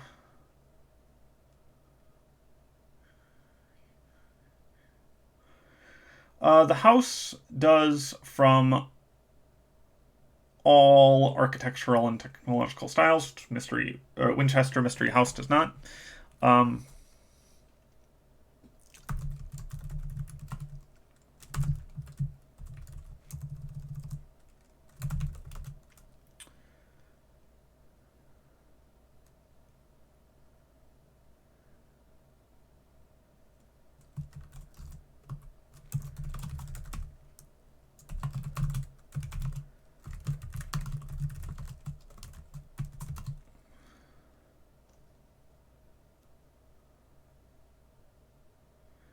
I think only hit one side. Yeah, maybe. Um,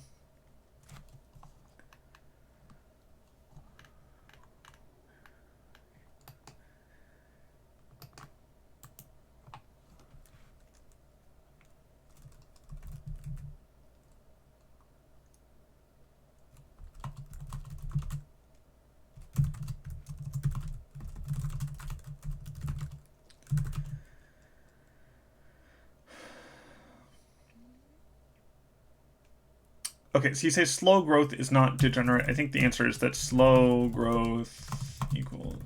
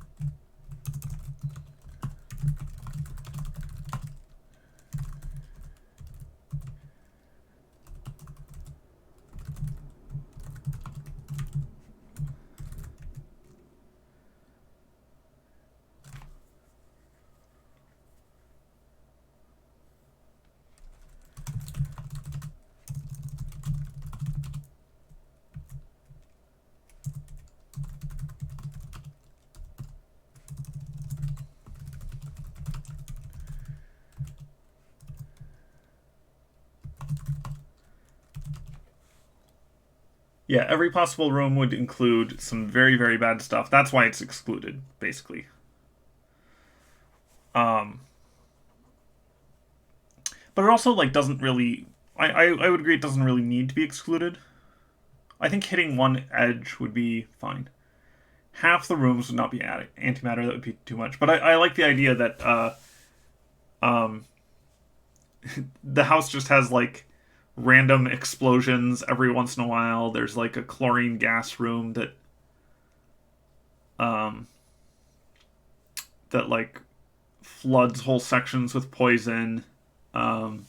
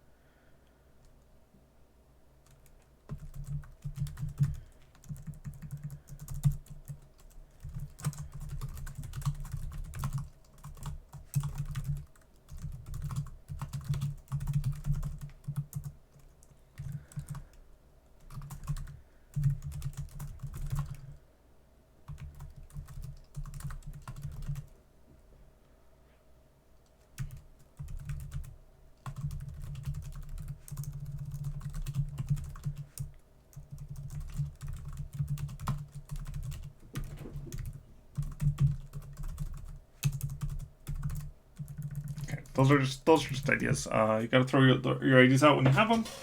Best way to write, in my opinion. I'm gonna get some water and I'll be right back. Then struts push out and walls are built until the room is finished.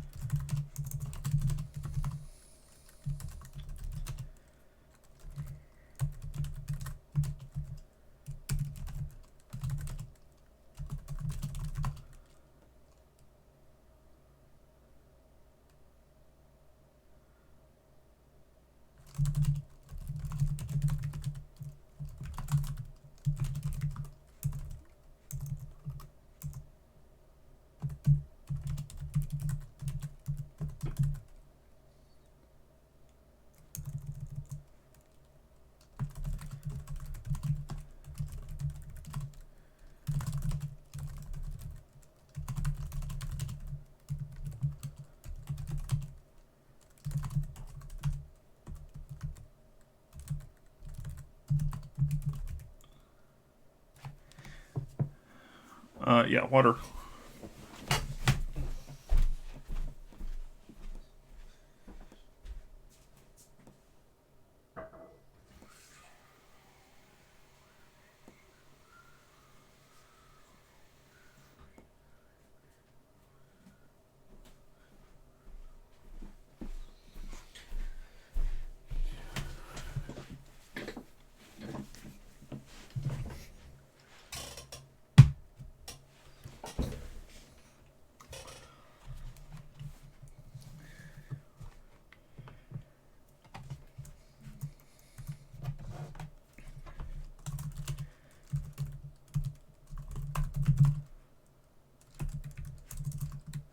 I was gonna put the architectural style as random.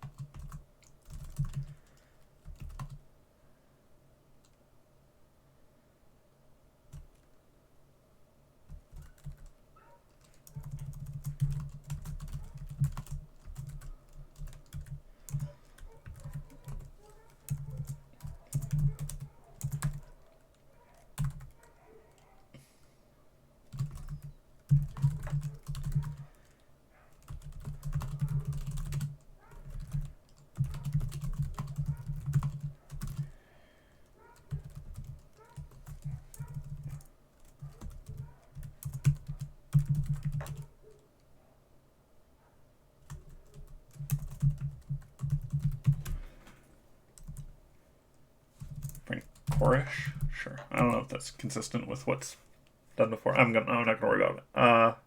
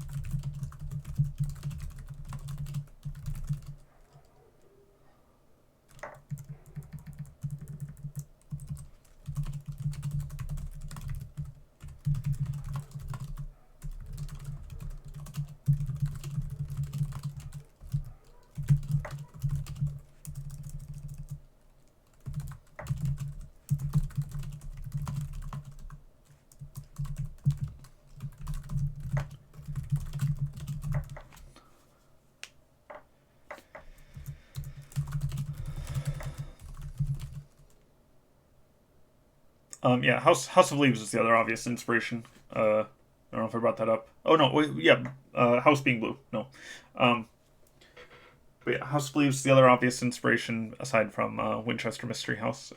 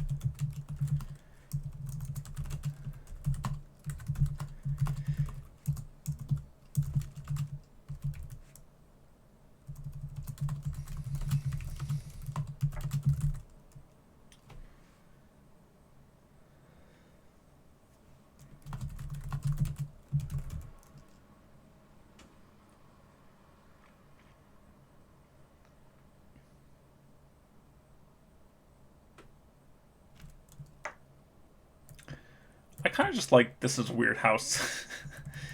um,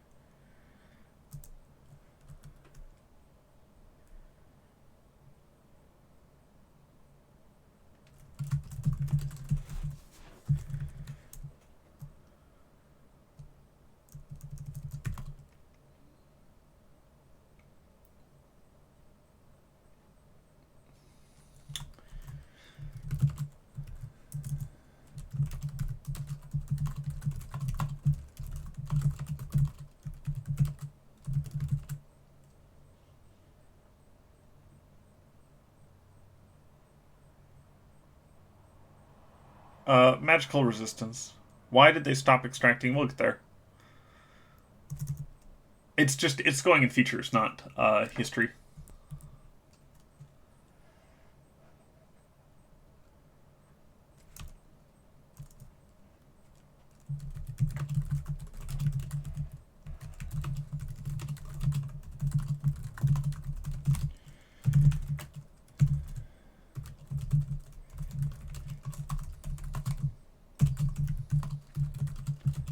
Not marked differences.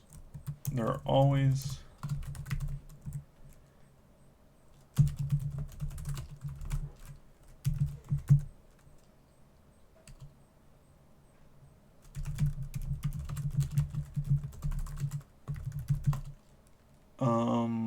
Wallpaper is known in RBS.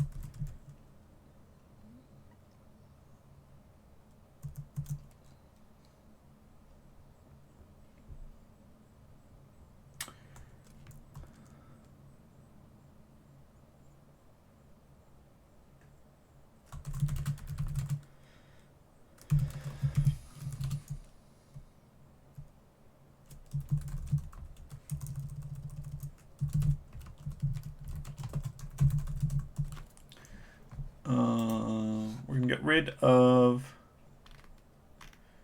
the term generate. We're going to use grow in quotes for that.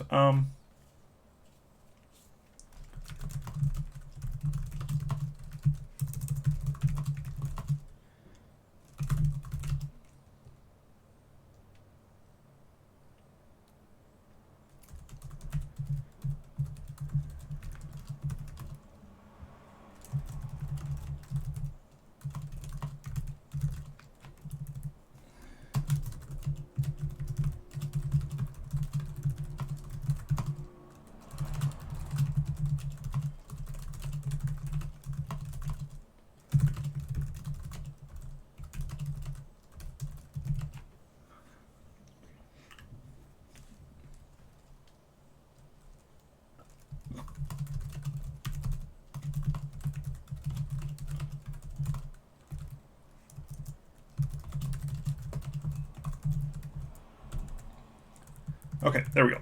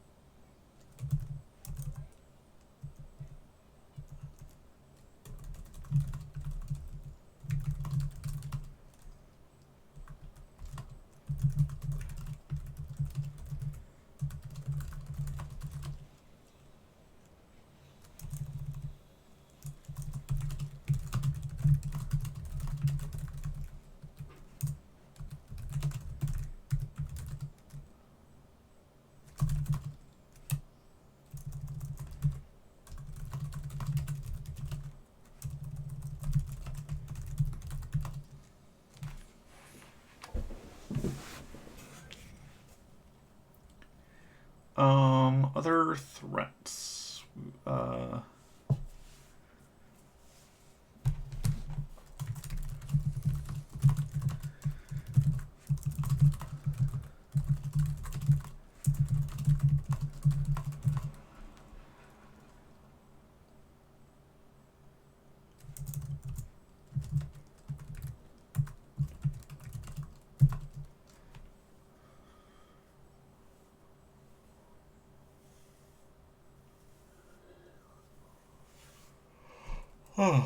Oh,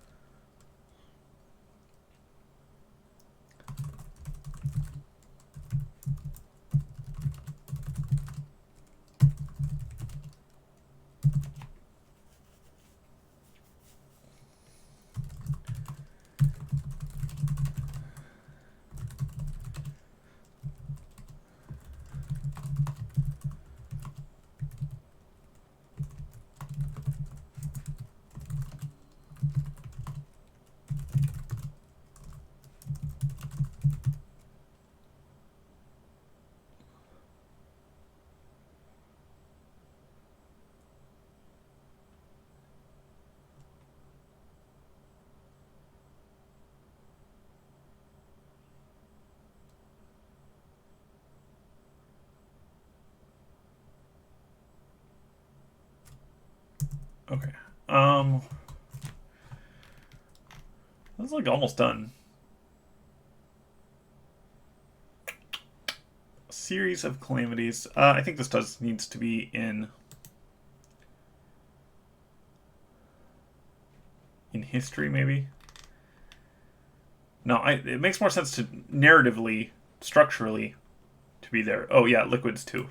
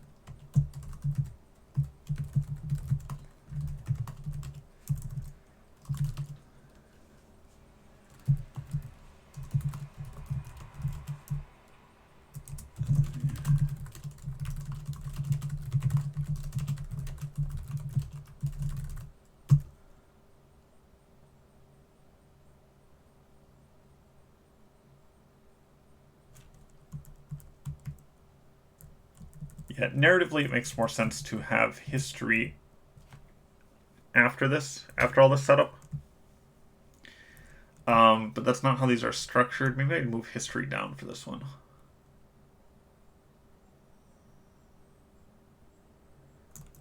Because that makes more sense. I don't know how I feel about that. Have I done that before? Does anyone know if I've moved history down a little bit? Um,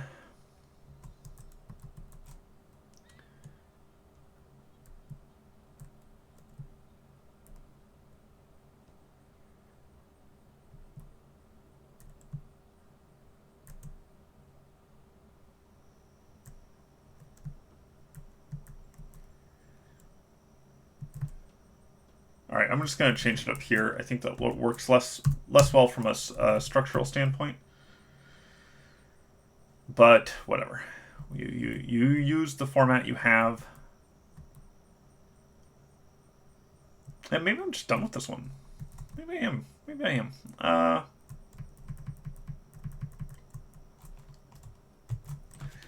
750 words. Okay. No, we're gonna add a section here about growth. We will have it reach the eastern edge.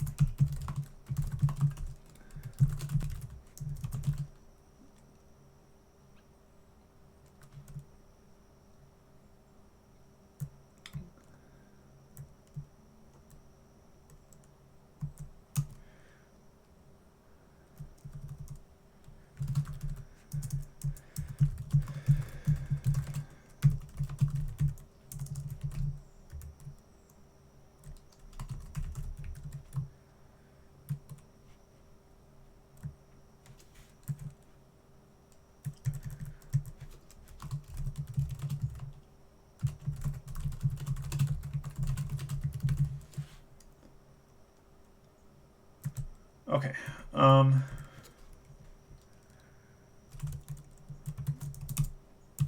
Don't do that there. Do that in history if we're talking about it, because that is a historical thing.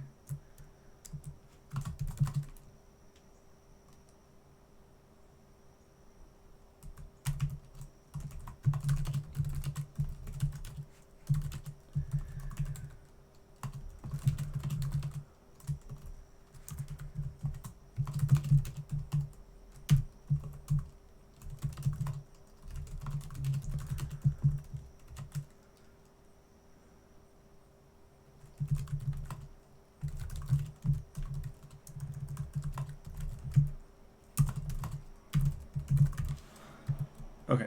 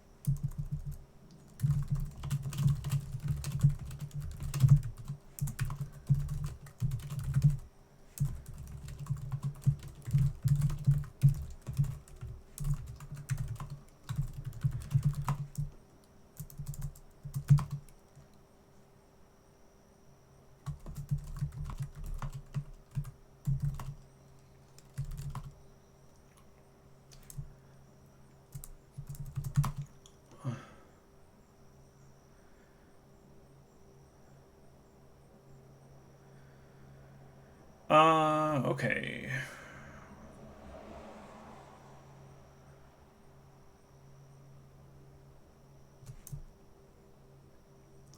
We're going to just say unpredictable. Stronger that way. Um,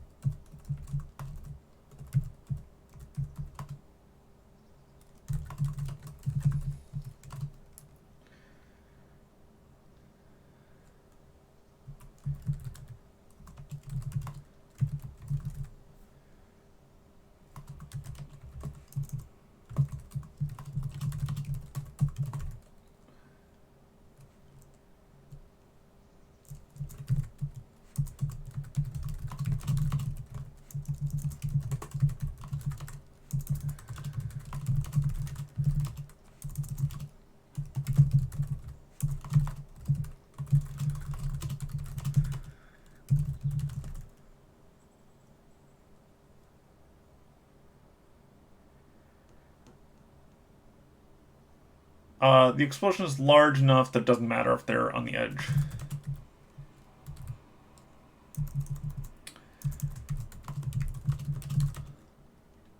I'm thinking that this is like the Halifax explosion. The Halifax explosion, which this is a ship. Yeah, killed just killed 1,782 people and injured 9,000. Largest human-made blast at the time. So it doesn't matter if they're on the edge. I don't think people would live in the house, even if it were. But like maybe on the eastern edge, where you know it's not going to expand anymore. Nearly all structures in 800 and a half mile radius were obliterated. Oh man, that's such a good line. Okay, I'm gonna add that line.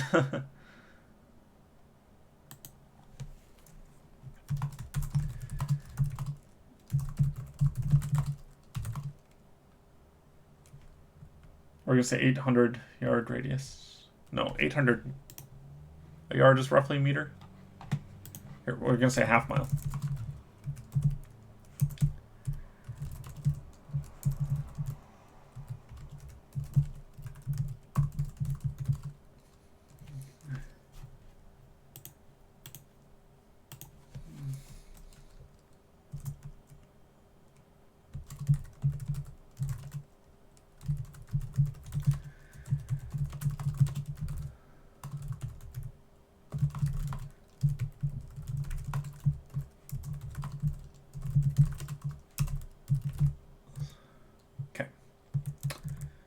And yes, I did plagiarize that line.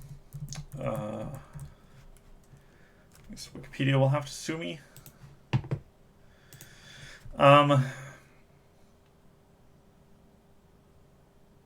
Yeah, but Halifax explosion. There was that one in.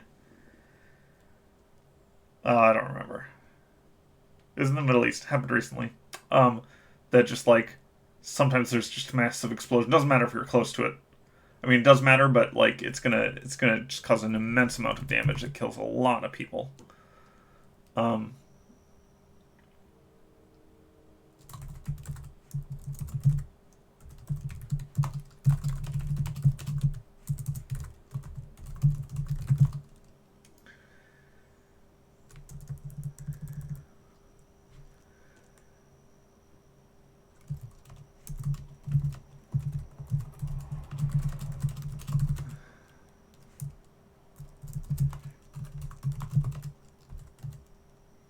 Beirut. Yes, I am thinking of Beirut. It has reached the edge. I modified that. It says right here. House reached the eastern edge. So that is now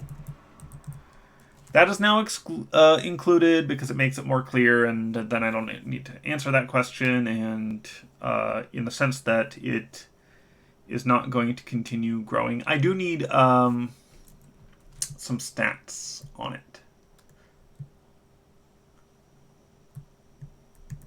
Like how tall it is and how wide it is.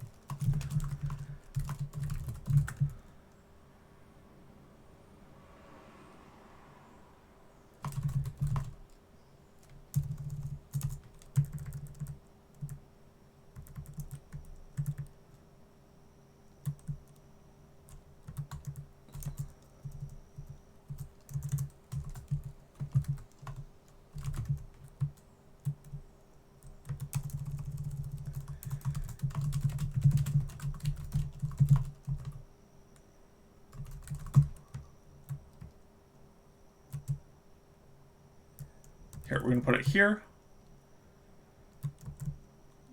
We're gonna remove slow.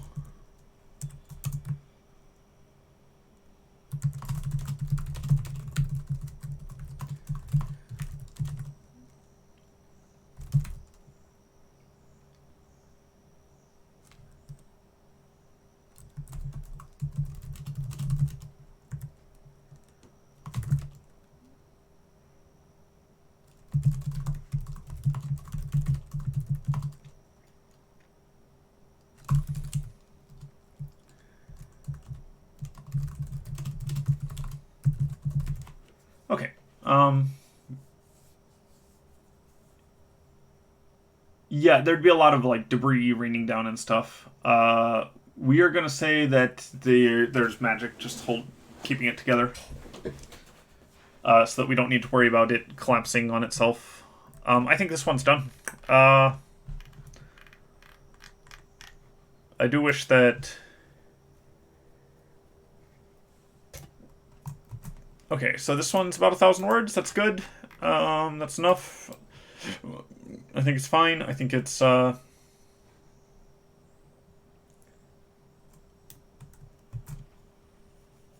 2,000 words total over 2.5 hours. That's fine. I'm not gonna sweat that. What do I like about this? I like that it is not that it's not like House of Leaves. That it's not like, oh no, I was gonna do notes, wasn't I? Fudge. Okay, I'm gonna see what I want for notes. I'm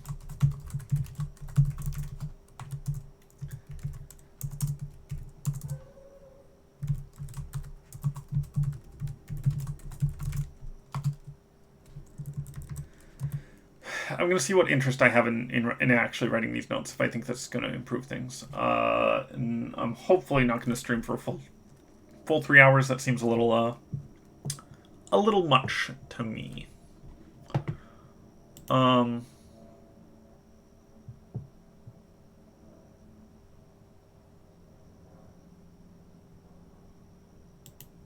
Okay. Raven's notes.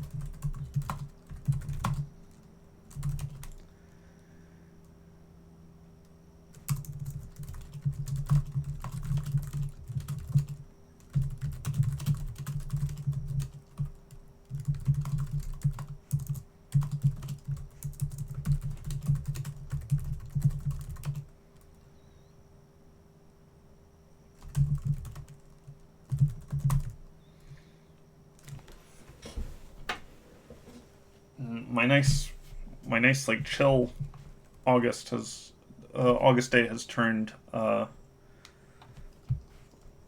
warm, and I don't like it. I think I missed prime hiking time through the chilly woods.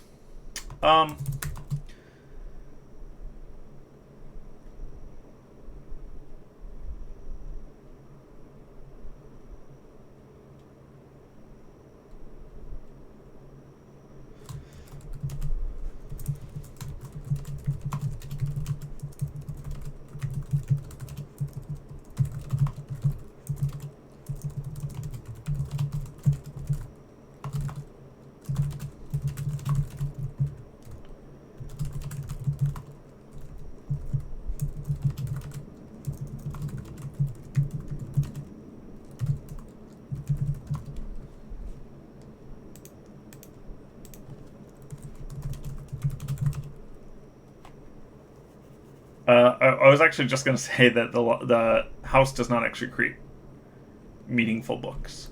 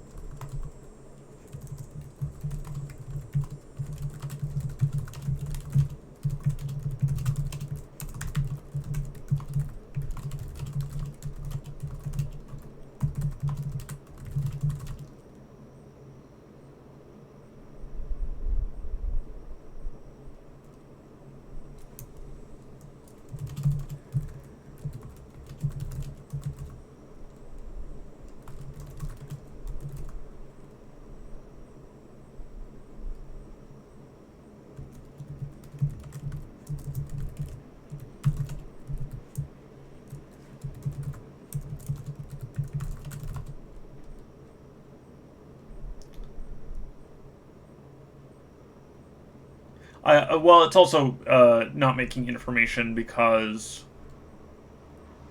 I just don't like it to. Um, it's not making information in part to prevent conceptual overlap. Uh, and I didn't mention gold magic at all, and I don't think I'm going to, but like, how often is this place going to make a room of gold? Probably not often, right? Like, maybe every... Like, that's interesting for every, like, you know, every couple decades, a gold mage will go crashing straight through hundreds of rooms and steal a gold room and then just take off. And then the house just regrows the rooms or whatever. That's interesting. I don't think it's going in this entry, but you can headcanon that if you'd like. Um,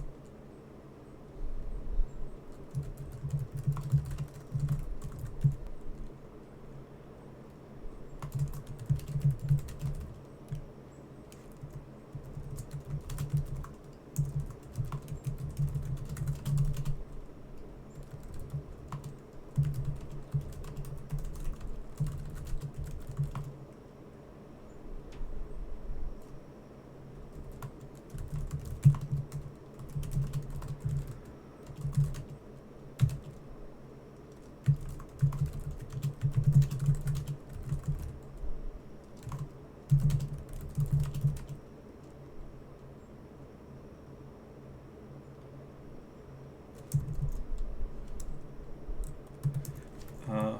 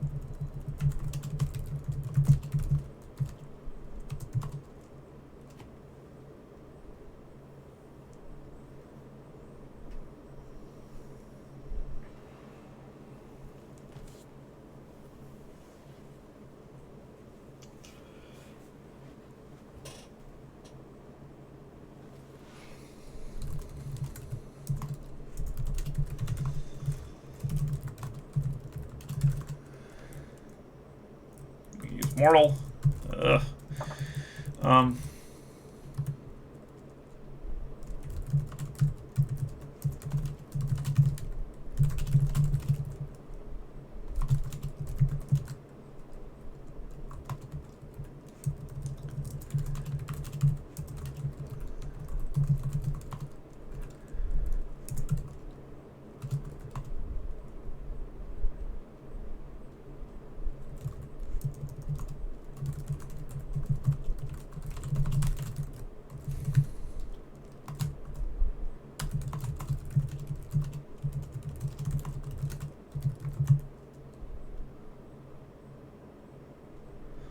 Are rooms size limited? Yes. Rooms are size limited to the size of the largest aircraft hangar on Earth, which is the same limit that Bethel has. Not going in the dock, but yes, rooms are size limited. I think that's in Worth the Candle somewhere, that's the largest Bethel can make, is approximately the size of the largest aircraft hangar on Earth, known to Juniper.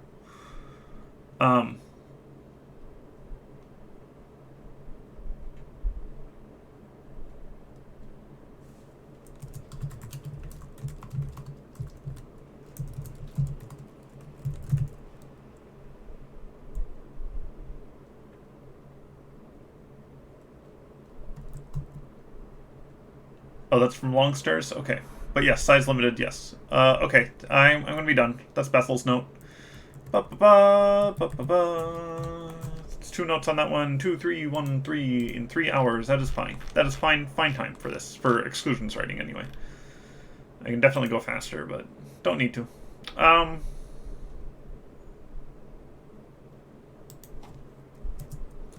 There is some timeline stuff here, because Bethel didn't have the full any blade power at that moment, but I think it still works because she still could shift rooms slowly over time.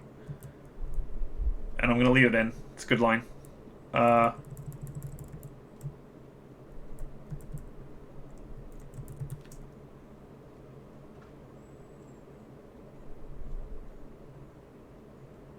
Okay, so for next time, okay, we will say domestic is done.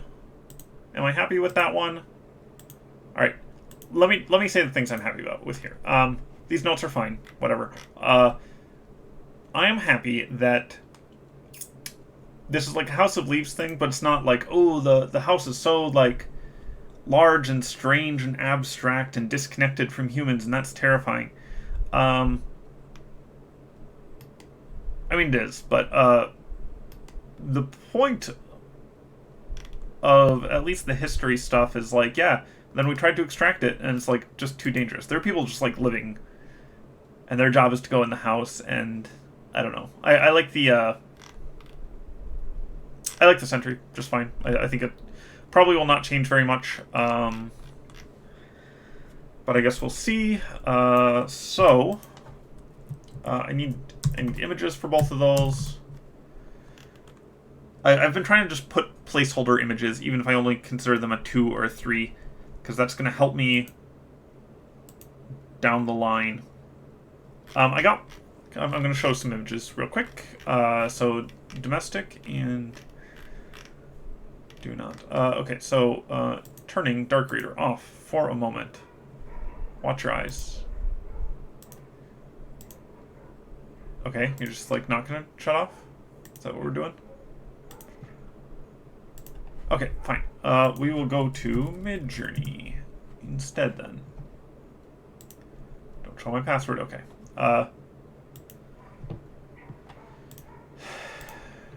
This is for lava. I want this to be like a much thicker, longer lava flow. Really what I want is a mile wide portal.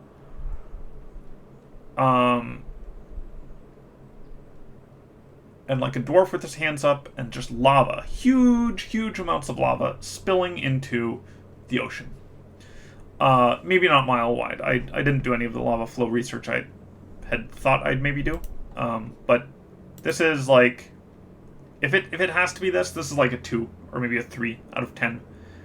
Where I'm trying to only keep 5 or above, but I do want to have placeholders. This is a placeholder for Elemental Plane of Lava.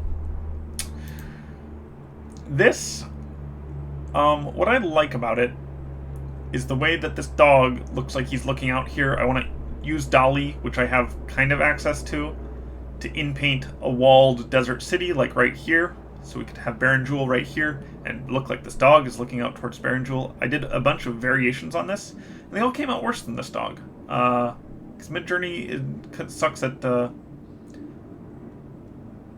at dogs. These legs are awful. They need to be in-painted with Dolly as well. The dog's supposed to be one of the Thumb Seekers. There's red and dog-like. They're supposed to have fangs that go down from their mouth, wide nostrils. It's fine that this is more abstract. Also, Midjourney kept, I would say, a dog-like beast. A red dog-like beast. And it kept trying to give me a mastiff. So this has a mastiff look to it. I think the ears are maybe not right, but I think the general gist of this is fine. I think this can be dog-like appearances in the text, yes. This is more dog-like than I was thinking, but I definitely see that what's going to need to happen is that I just get these things done. Because I know the images are going to be a sticking point, and I really don't want to spend like 20 hours on it. So I'm gonna try with Dolly or with Stable Diffusion if there's a good UI for it by that point. I'm gonna try in painting the legs, get better legs on this guy, and in paint Baron Jewel there or something. This was the best generation. I did variations on this. You can see. I tried a whole bunch of variations on this, and all these dogs. These are like variations on this specific image, and they always come out worse. They like change where the dog is looking. I like him looking like kind of away, like he's looking at the city off in the distance. That's like good. That's good composition. Your eye is drawn to the dog. You're drawn to where the dog is looking at. You see the city in the distance, which is not there, but like you can imagine something off in the distance, right? So this is not a bad picture, except that the legs suck, and then the head needs work, and then remove whatever this is. It's so there's like work to be done, but this is like my base image for it for now. Not very good images for either of those. Neither of those is like something I'm going to keep.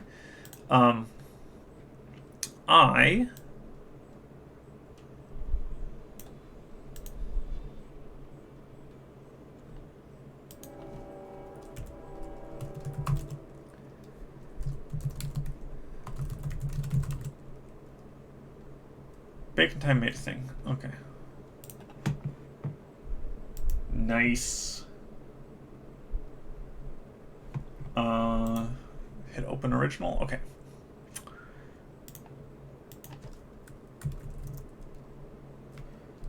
Okay. So this is a graph of when exclusions happen. So it looks like we should probably have an exclusion here. But yeah, we have a first towards the end of the first empire bump. We have a little lull. We have this little bump right here. This is like approximately Second Empire period, I think. And then a little bit in the like time before the First Empire. So I will use this. I'll just keep this up, and it'll be a thing to check when I am looking at dates and stuff. But I think this looks. Oh, this is like a really long period of like no exclusions, leading up to the Second Empire. Okay. Gray backgrounds indicate imperial periods. Okay, neat. I do like this little lull. Like everything was hunky-dory for like 2 decades. All right, moving on. Winchester Mystery House, but 80 stories and miles wide.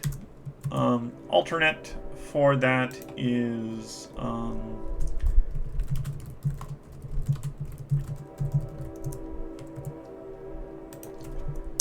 see the word room a lot. Okay. 2 guys with lightsabers.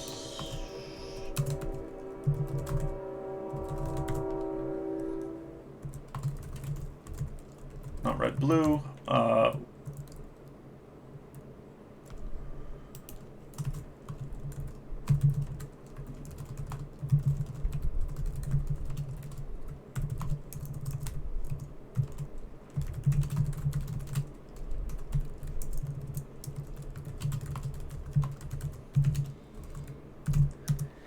Okay, those are my 2 prompts for that, and then we will reorder so that the dates are correct.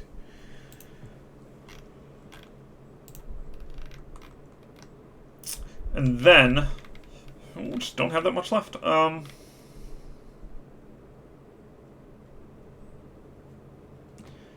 Why is Celestar not... Cellstar should be marked as story, because Juniper does in fact go there, and we know quite a bit about it. So, mark that as story.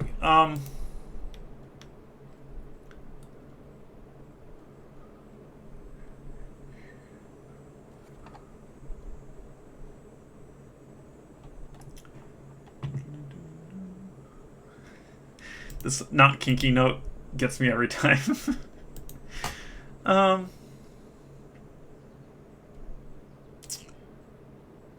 What am I doing? What do I want to do? Okay. I think it's got to be Leo. Because I got to get some of these stories done. I'm leaving too many of the stories for later. It's going to be Leo and it's going to be Rove. It's going to be 2-story ones. Yeah. Okay. So...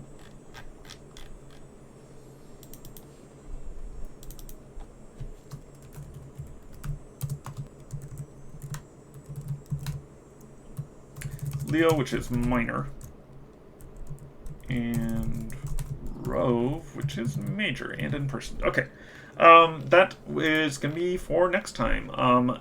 It is Saturday tomorrow.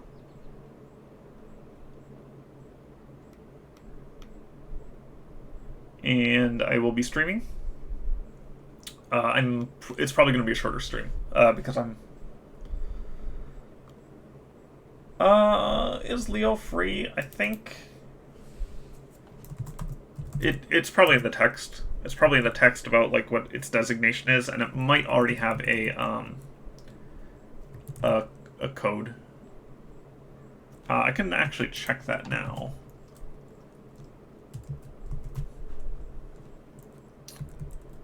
Okay, that is way too much. Oh, there.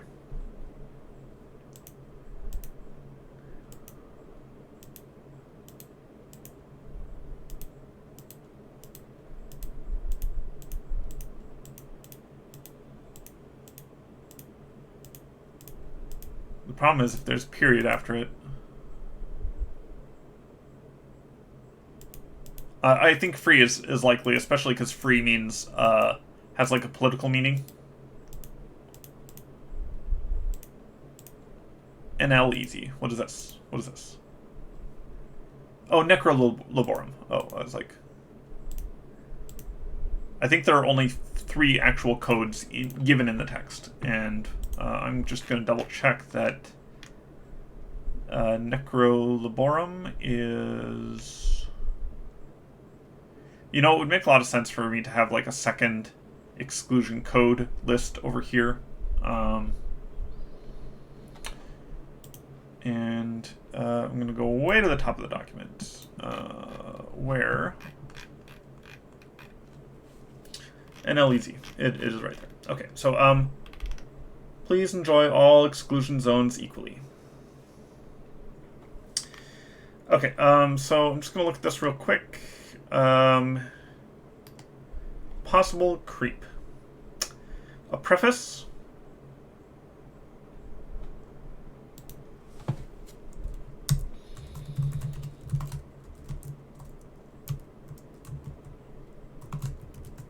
A primer. In-story discussion and provenance of text and addendums. I'm basically committed to not doing these addendums, but I think I want a couple mentions as though this has an addendum. So, okay, I just wanted to double check up there. This is all possible creep. I'm not committed to doing any of this. It's going to depend on how tired of this document I am by the end. So we have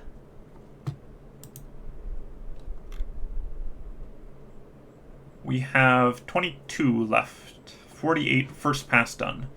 Manifest is, I think, the one that needs the most work, but there are a couple that I'm not super happy with. I don't have a rating system for it. Has image is 36, has good image is 25. That is, so I'm about half done. No.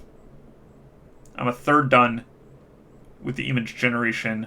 If I spare myself and just say some of these are going to have to be good enough, or I'm going to have to like put out a call and be like, hey, if you want to like, this is the image we're going with, unless you can find a good generation, or you can like, because I can't do all that work by myself,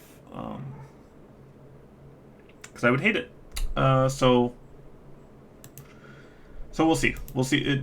Possibly this half done. If I look at the exclusions right here, there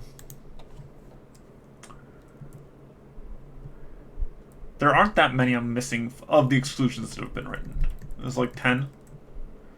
1, 2, 3, 4, 5, 6, 7, 8, 9, 10, 11. Yeah, okay, I'm missing 14 images. Some of these I tried, and I just, like, had trouble with it. Okay, but I'm going to go do some image generation now. I'm going to take a break. I'm going to take a hike, and I will see you guys tomorrow. Thank you so much for watching and for joining in and for suggestions and typo corrections and stuff like that. I appreciate that. Mostly I appreciate the company. So see you later.